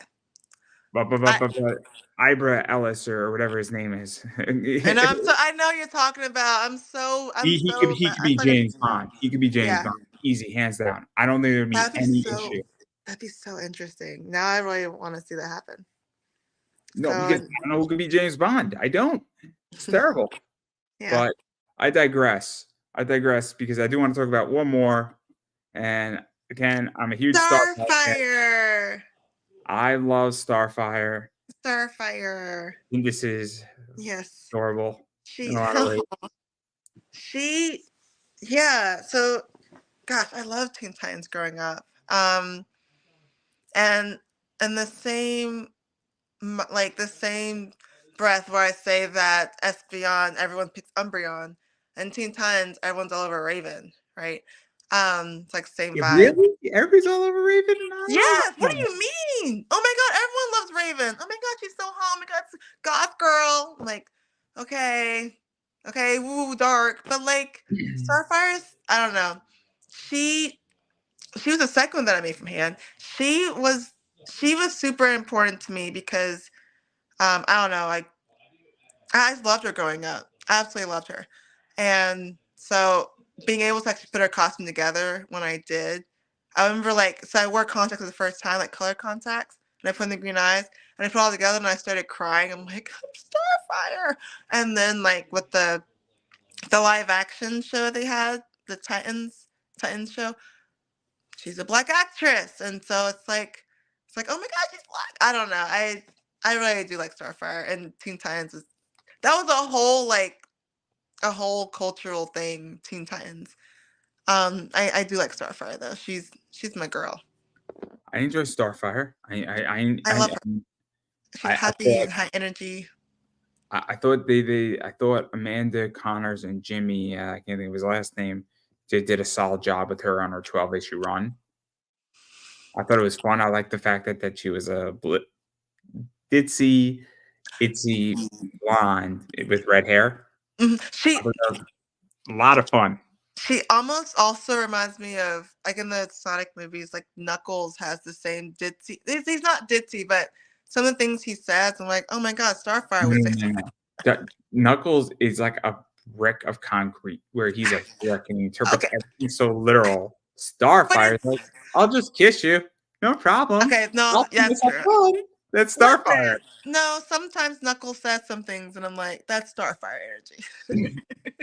But but he has like that deep voice, so it's like so it comes off as a brick. I don't so, know. so have you seen Big Bang? Big Bang Theory? Yeah, the Big Bang Theory. Oh gosh, forever ago, a few episodes. Yeah. You know Zach from the Big Bang Theory, right? Which one's Zach? Zach is Penny's boyfriend who's kind of dumb, but he winds up selling his company for like tens of millions of dollars. Sure. So Zach winds up marrying somebody like Zach, who is kind of like dumb and but like just walks into straight luck. So Zach and Zach's wife they are exactly if Knuckles and Starfire married. That's exactly what it would look like. And now everybody wants to see this. Everybody wants to see a marriage between Knuckles and Starfire. Starfire. Oh my god, I don't know. That would be so chaotic because neither of them know what's going on. Yet they would save the world. So tell me you wouldn't read that comic. I would write that comic, and oh my god, Paramount and freaking Warner Brothers just fused together. Fucking A, I'll buy both companies because they're probably going to be in a merger anyway in the next 2 years. So this could very well happen. This is not off the table. That's true. Let's make it happen. Let's make it happen. I would love it. It'd be the best crossover ever. Knuckles and Starfire's crazy wedding adventure. Oh my gosh. I'm like stressed just thinking about it. I don't know why. Because oh my gosh. They're like synergistic. Major event. I got this covered. Okay. I'll just try to quell the stress that I feel right now. For 6 issues, it'll be the adventure of them saving the world. And will they make it in time for their wedding ceremony? And then this is the fetch. This is gold. I This is love gold. it. Write that down. Write that down. This is solid gold here. I will sell so many books because we I'm are telling you. the stupidest idea ever. And I That's not. guarantee It's actually a pretty great idea. Listen here. But I just think it's chaotic and I'm getting stressed, but I'm sure that means it's going to be a great idea. Just make it happen. the amount of covers that I could sell, the amount of variants that I could pull off. Oh my God, I'm gonna make a fortune for all the people involved, including myself. Oh, I'll buy like 10 of my own variants. Like, I want my own variant. Here we go. And then I'll get like a 10-parter where it'll be like their wedding ceremony. You'll get all the guests on one side and then this. Oh, it'll be Oh, great. oh, and the little Easter eggs in there too. Oh my God, now you make me all excited. I'm not stressed anymore. So Yeah, you could have like Eggman in there. You could have it like be like oh, Prime Waldo. oh, I And love that. yeah, there's a famous cover by Neil Adams that did Muhammad Ali. And Muhammad Ali versus Superman, and all these top people are in there. What? That's awesome. So you I have the didn't. Jackson Five, you got Yeah. Lucille Ball, you got Lex Luthor, you got Batman, you got You Superman, you said got Wonder Jackson Woman. 5? Yeah, the Jackson Five were in Avengers. Wow. Okay, I love this. I mean, it's a famous cover. I mean, and then I've never. I feel like I'm like out of the loop on so many different things I need to be in the loop on, this was done in right? like the 70s. This is not new. Well, okay, again, out of the loop. Okay, well then now I know I'm in the loop, so I'll go and look that up as soon as this is done. So obviously, I mean, I love Starfire. I got some Starfire books and homage books coming at Starfire, and I'll make a nice little fortune on those. Without a doubt. I buy a lot of comics. So let's leave it Yeah. at that. So funny. Actually, she's the only one that I have I have the Starfire comics. I don't know how many I have. I thought I was actually collecting the Starfire comics. She's the first one I actually did that for. Her and the outlaw ones. Red Hood and the Outlaw. Yes, yes. Scene where she's coming out of the water. Yeah. Yeah. Yes. Anyway, Makes you question a lot of things, doesn't it? there's no question. It is the hottest scene in modern day comics. That's appropriate. That's appropriate, yeah.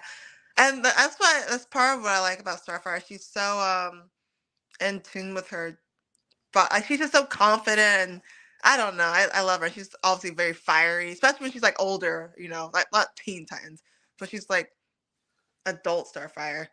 So it's interesting because they did a bunch of stuff has been done with the Teen Titans. So you have older Teen Titans where you have Starfire and Robin or Nightwing, and they're kind of a couple, and then there's stuff dealing with Red X, and it's kind of Tales of Titans, or it's Titans, or I forget what it's called exactly, but there's a lot of stuff in there. It's Mm. really, really, really cool. Mm-hmm. And so there's been a bunch of good stuff that's been done with the Teen Mm-hmm. Titans lately. I was And just kind of sorry. Go ahead. oh no, I was done. I was just kind of hoping that I don't know because they're starting to like get all these movies out, so I was kind of hoping that I know they were talking about doing a Nightwing movie before, but I think that's been canned. I just wish that I know it's a Titans show, but I kind of wish that they would bring the Titans.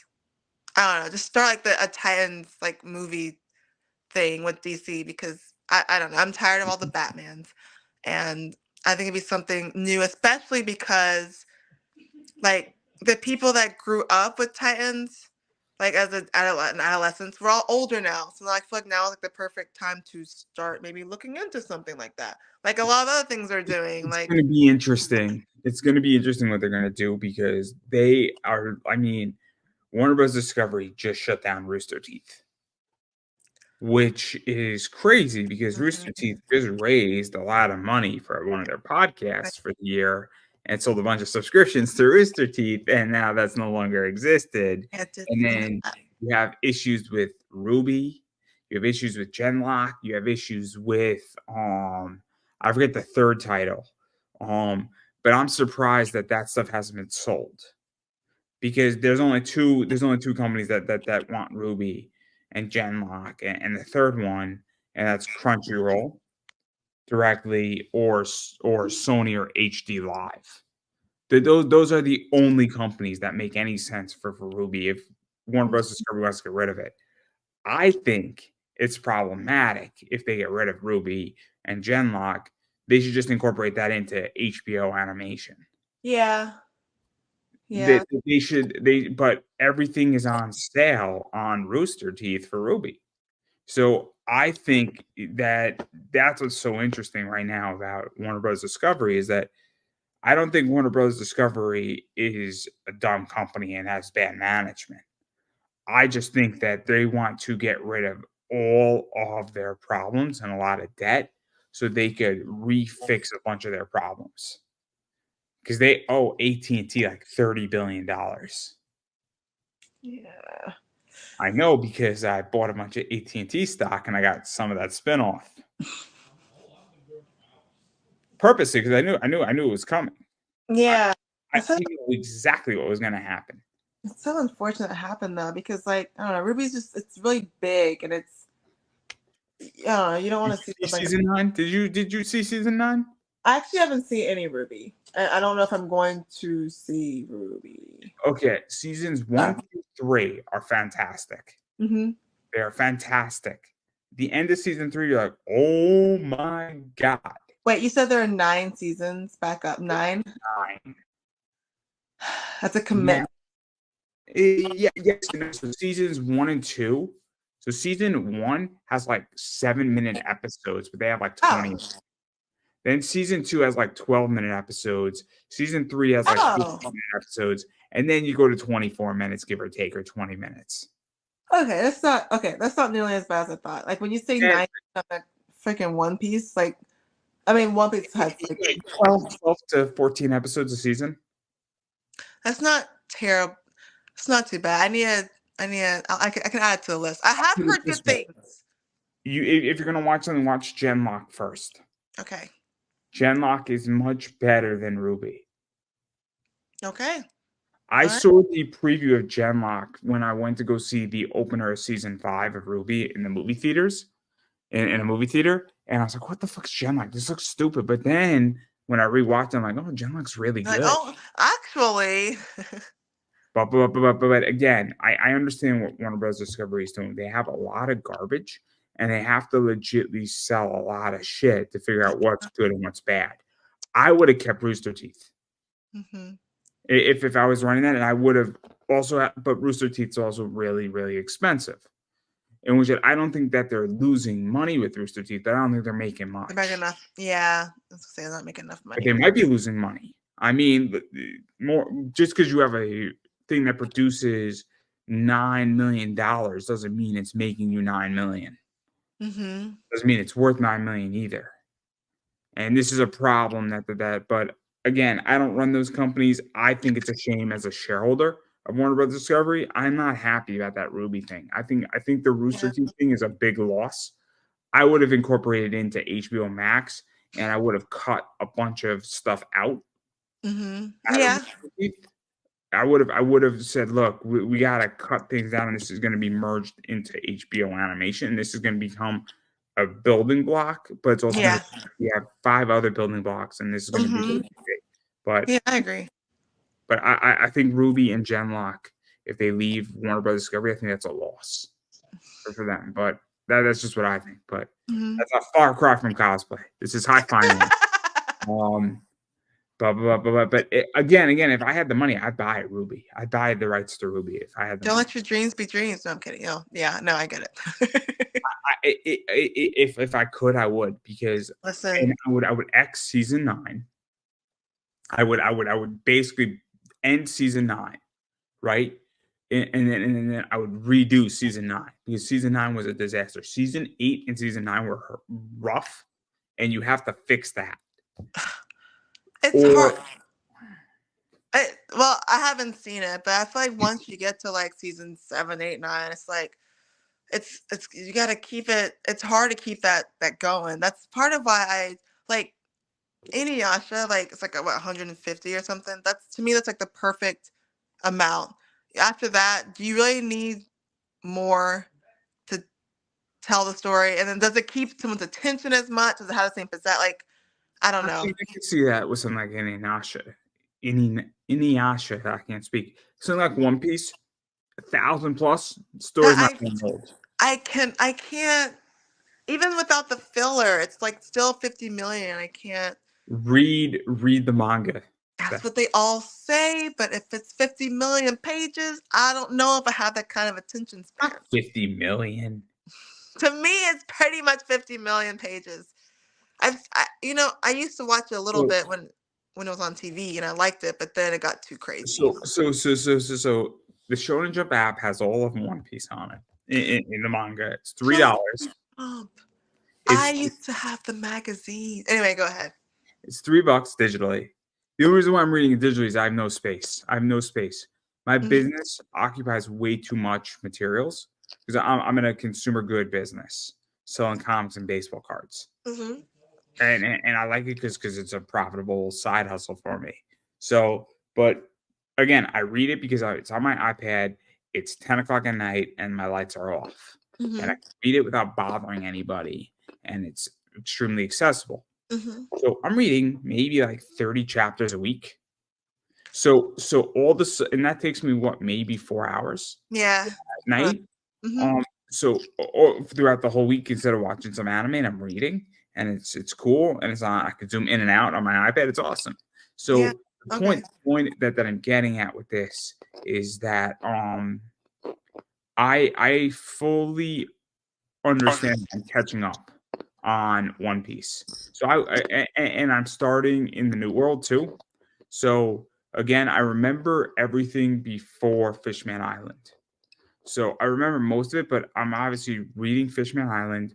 So I am 400 chapters out, 400 or 500 chapters out. So legitly in the next 20 weeks, I'm going to catch up to where everybody's at. Okay. So if you were to start at chapter 1 with One Piece, it'll take you a year to catch up. Which is it's not terrible if you're committed. 30 chapters a week. Listen. It shouldn't take you 4 hours. It should take you like 2 hours. If you're so to read a 200-page manga book right now for me takes me about an hour, 10 minutes. Yeah. 10 chapters. So it'll take you about 3 hours a week to catch up. But I'm enjoying it. That's true. Yeah. Yeah. But this is a far cry from cosplay. A far cry. Is it One Piece? Kinda. But I do want to get back to cosplay. So obviously we spoke a little bit about this, but I do want to end at this point and with this segment, I guess, is before I give you a chance to promote yourself. Bring it full circle. Where do you foresee cosplay going? Because clearly there has been a shift, in my opinion, between the old guard and the new guard. I stated what I stated earlier on. I'm not going to say it again because it's just giving somebody reason to hate me. But I do think that a lot of cons are recognizing smaller cosplayers. I think they're also giving more opportunities to people who are actually, quote unquote, the heart and soul of the industry. I think they're also realizing that potentially some of these other top cosplayers might have priced themselves out and also might not be the draw anymore. And then also I think that they're recognizing, and this is going to sound messed up, but if you're 45 years old or you're 40 or you're 36, there's only so much limelight you have left in it. And it sounds weird. I hate to say it that way, but I know. I mean, what'd you say? I know. I see what you mean. I mean, I understand what you're saying. So, I mean, I'll give you an example. I don't think somebody's going to want to see Jessica Nigeri when she's 55. I don't think she's going to have the same appeal as a draw than when she's 35. And I think it's different for men. I think it's very different for men. Yeah. So I don't know. Okay. So. Oh, you don't have to address that. I'm just curious where you think everything is going. Yeah. Well, on that note, I was just thinking, just a side note, I was just thinking, well, I don't know, like when I was young, I liked younger guys, but I'm 33, I like mid, like 30-ish age guys. And then when I'm older, maybe I like older, like maybe the people that are like loving Jessica now, maybe when they turn 55, they also love when Jessica turns 55. I don't know. We have no idea how things are going to be. That when is true. I will grant you that. Well, I guess but where I'm going with this is but that I see what you're saying. I know what you're saying. I'm not if I go and I look at a cosplayer and she's attractive and she's fun and I kind of like what she's doing and men are very visual for lack of a better word, all of a sudden, a 55-year-old yeah, might I not attract a 20-year-old guy who's single. so where do I see cosplay going? I almost I maybe this is my like wishful thinking, but I kind of um see that people are realizing um that The world is flat. I'm so glad we agree. there are a lot of talented people out there. And so like okay, like when Starfire the world is flat. When Starfire and her costume and her character design, the Titans version that came out and people are like, "Oh my god, what is this? Other cosplayers do stuff better." And it makes me wonder like if like other companies will start how do I even word it? Those like how do I hey, I have so many thoughts in my head, but I'm trying to like funnel them into words that actually make sense. Um, I just think that it would, there's more, people will recognize that there's more talent out there. And that, again, like you're saying, that more people that have less of a following will get more chance to go out and guest and go to events and do whatever, go to red carpet events for these movies. I'm hoping that there is more recognition for like men because Let they me ask you people this. see. Let me ask you this because I'll tell you how I feel. I don't ever want to be at a red carpet. So I'm not a corporate interviewer by any stretch of the imagination. And I don't fit the mold.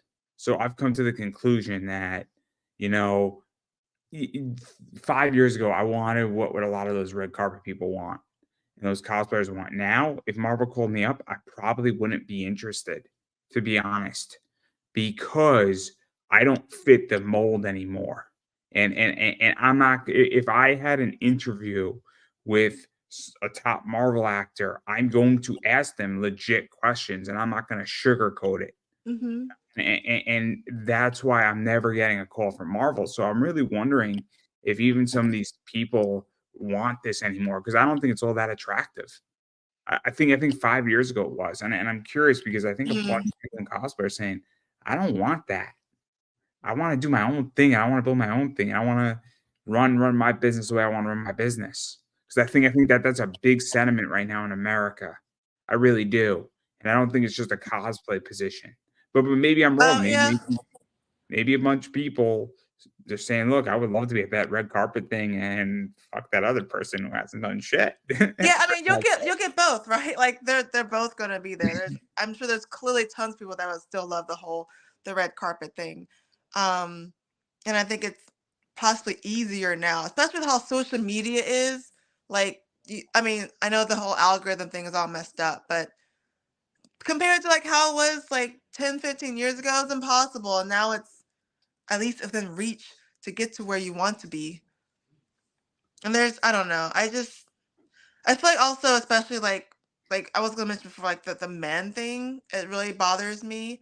Um, because like you have the cosplayers that do the more lewd stuff, and they're the ones that get usually the looks, like But the men especially, and the people that just do like So I'm the extremely more discriminatory. I'm extremely discriminatory. When I ran my Kickstarter, I had a male cosplayer on a metal card with me.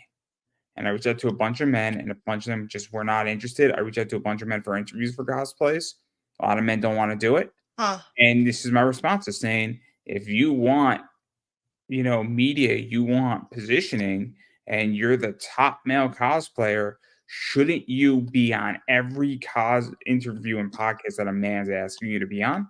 Yeah, that's And interesting. and and and this is my response now is that if it comes up, I mean, I got no problem naming names and making it a point, and I would love to have some of these people on and say, a bunch of people are asking you, and are you not interested in doing interviews? Or is it that if a male is asking you to Mm, interview male cosplayers with the intention for to get men and to show an example. Maybe it's up to you to say, look, this isn't going to help me, but if I'm on this show and I'm one of the top male cosplayers, there's going to be 50 other men who are also cosplayers and say, wait a second, he was on, I want to be there too.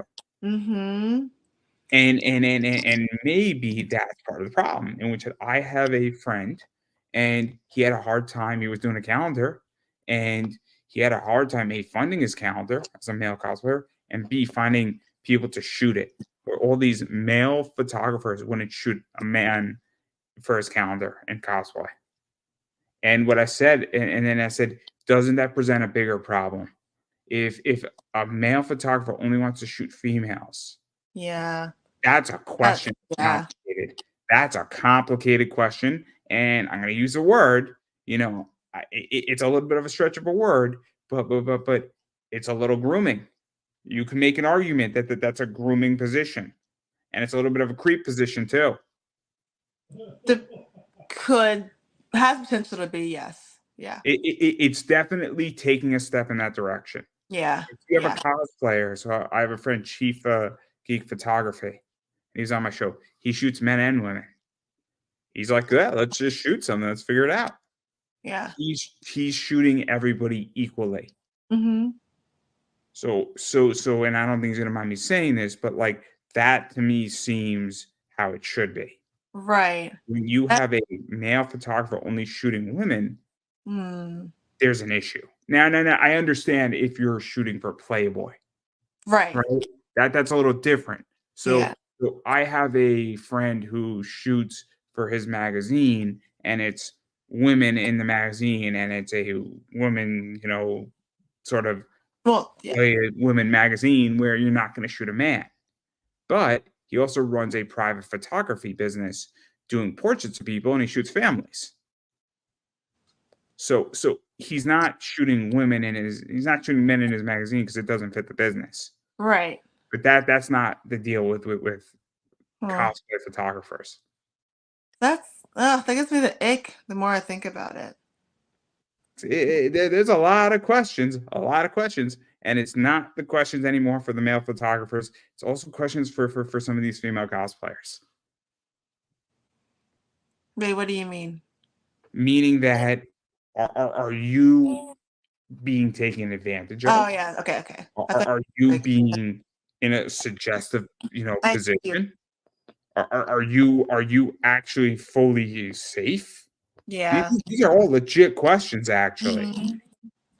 I understand that this guy and your photographer you've known for a while, but are you really in a good position with this?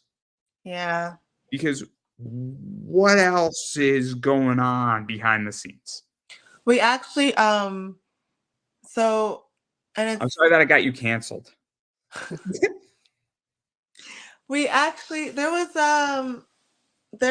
actually two photographers.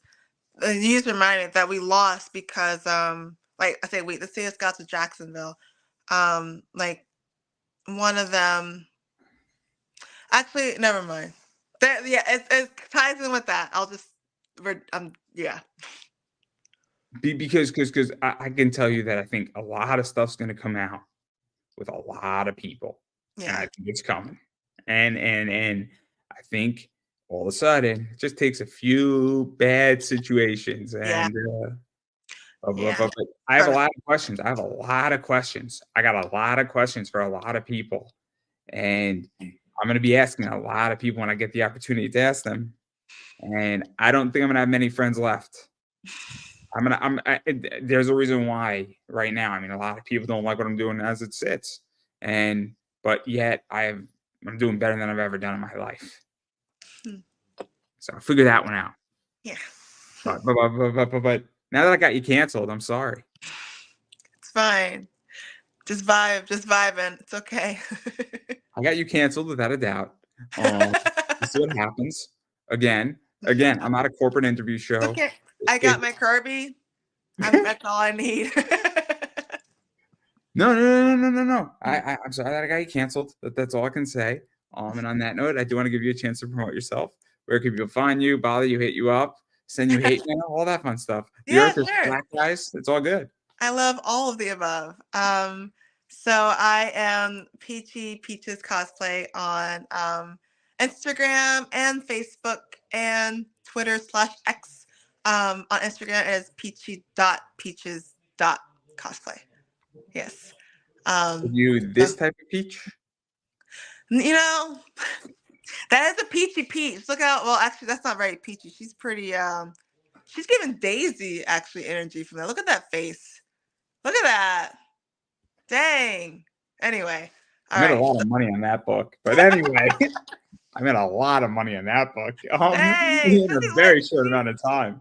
Dang. Anyway, yeah, no. She's great. No, yeah, Peachy Peaches cosplay. Peachy Peaches. And I'm glad it's easy for you to say because it was very fun to come up with that and also be able to say Peachy Peaches. It's a lot of fun to say. There's so many things I could say to that. I'm That's I'm I'm again not trying to get me canceled.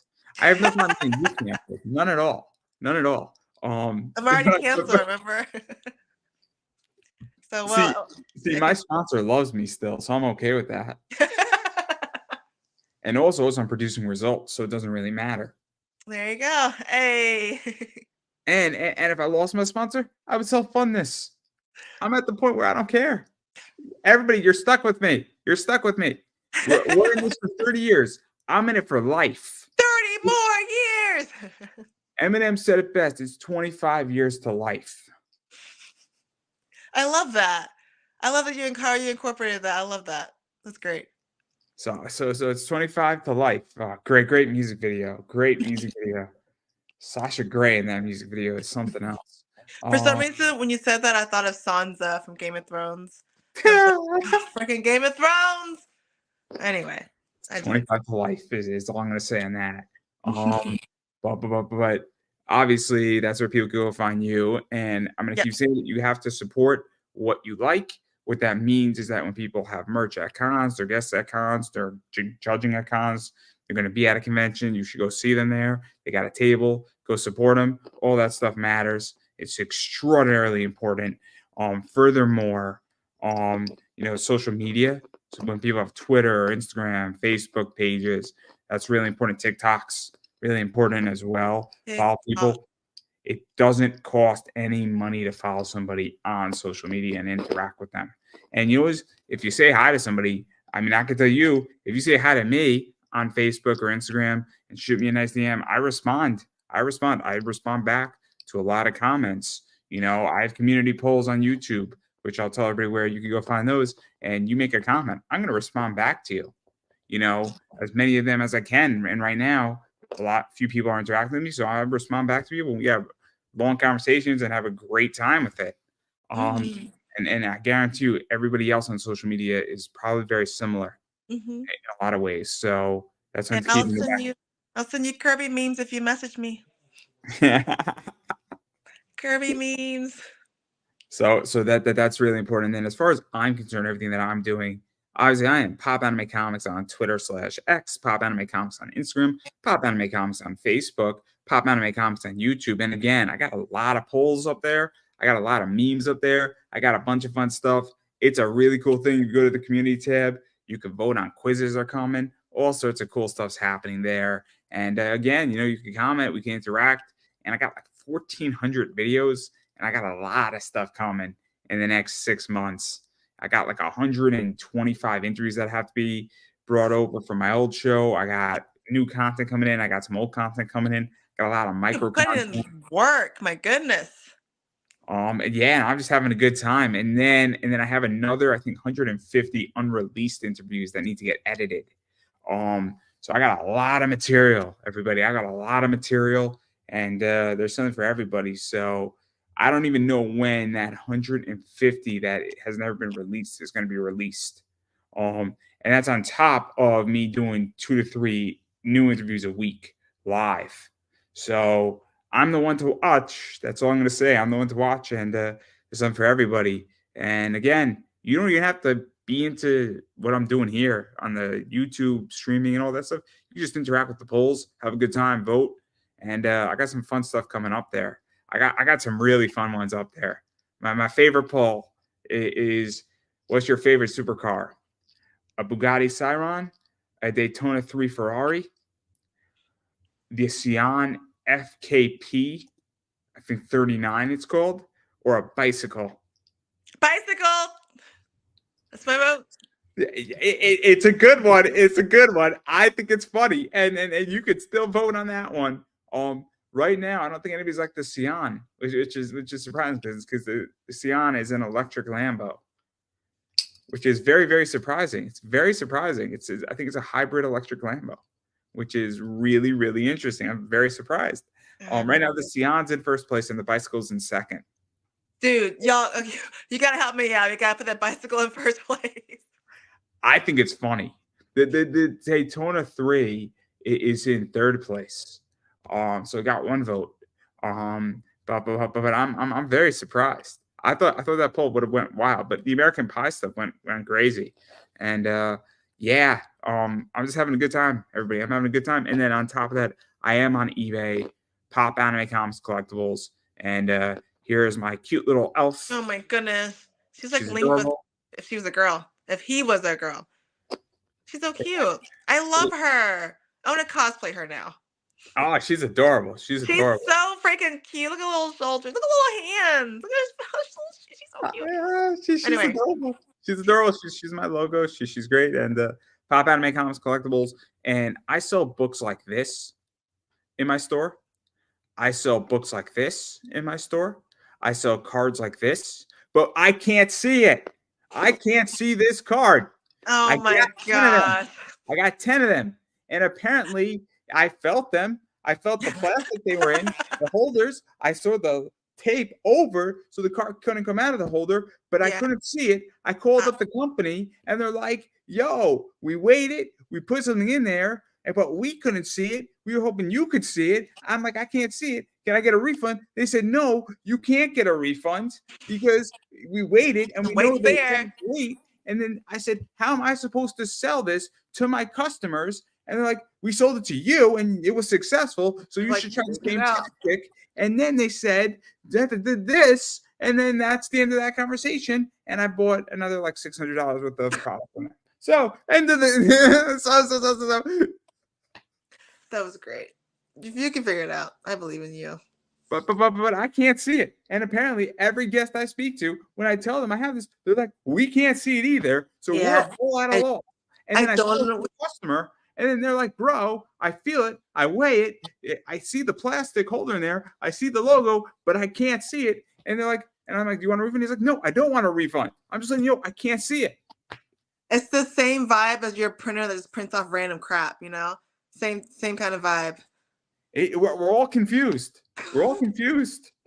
We're all confused. Mm-hmm. But at least we all agree that you shouldn't wear a Roger Clemens Yankee jersey in Boston. We're all in agreement on that. Especially in the TD Garden. Especially in the TD Garden. And we all understand that. But I digress. That's everything that I got. If you would like a card that you can't see, that you will not ask for a refund, but it will weigh like it's supposed to, I got you covered. But on that note, I'm going to give you the final word. Me? Stay peachy. I don't know what else to say. And that, everybody, is a wrap.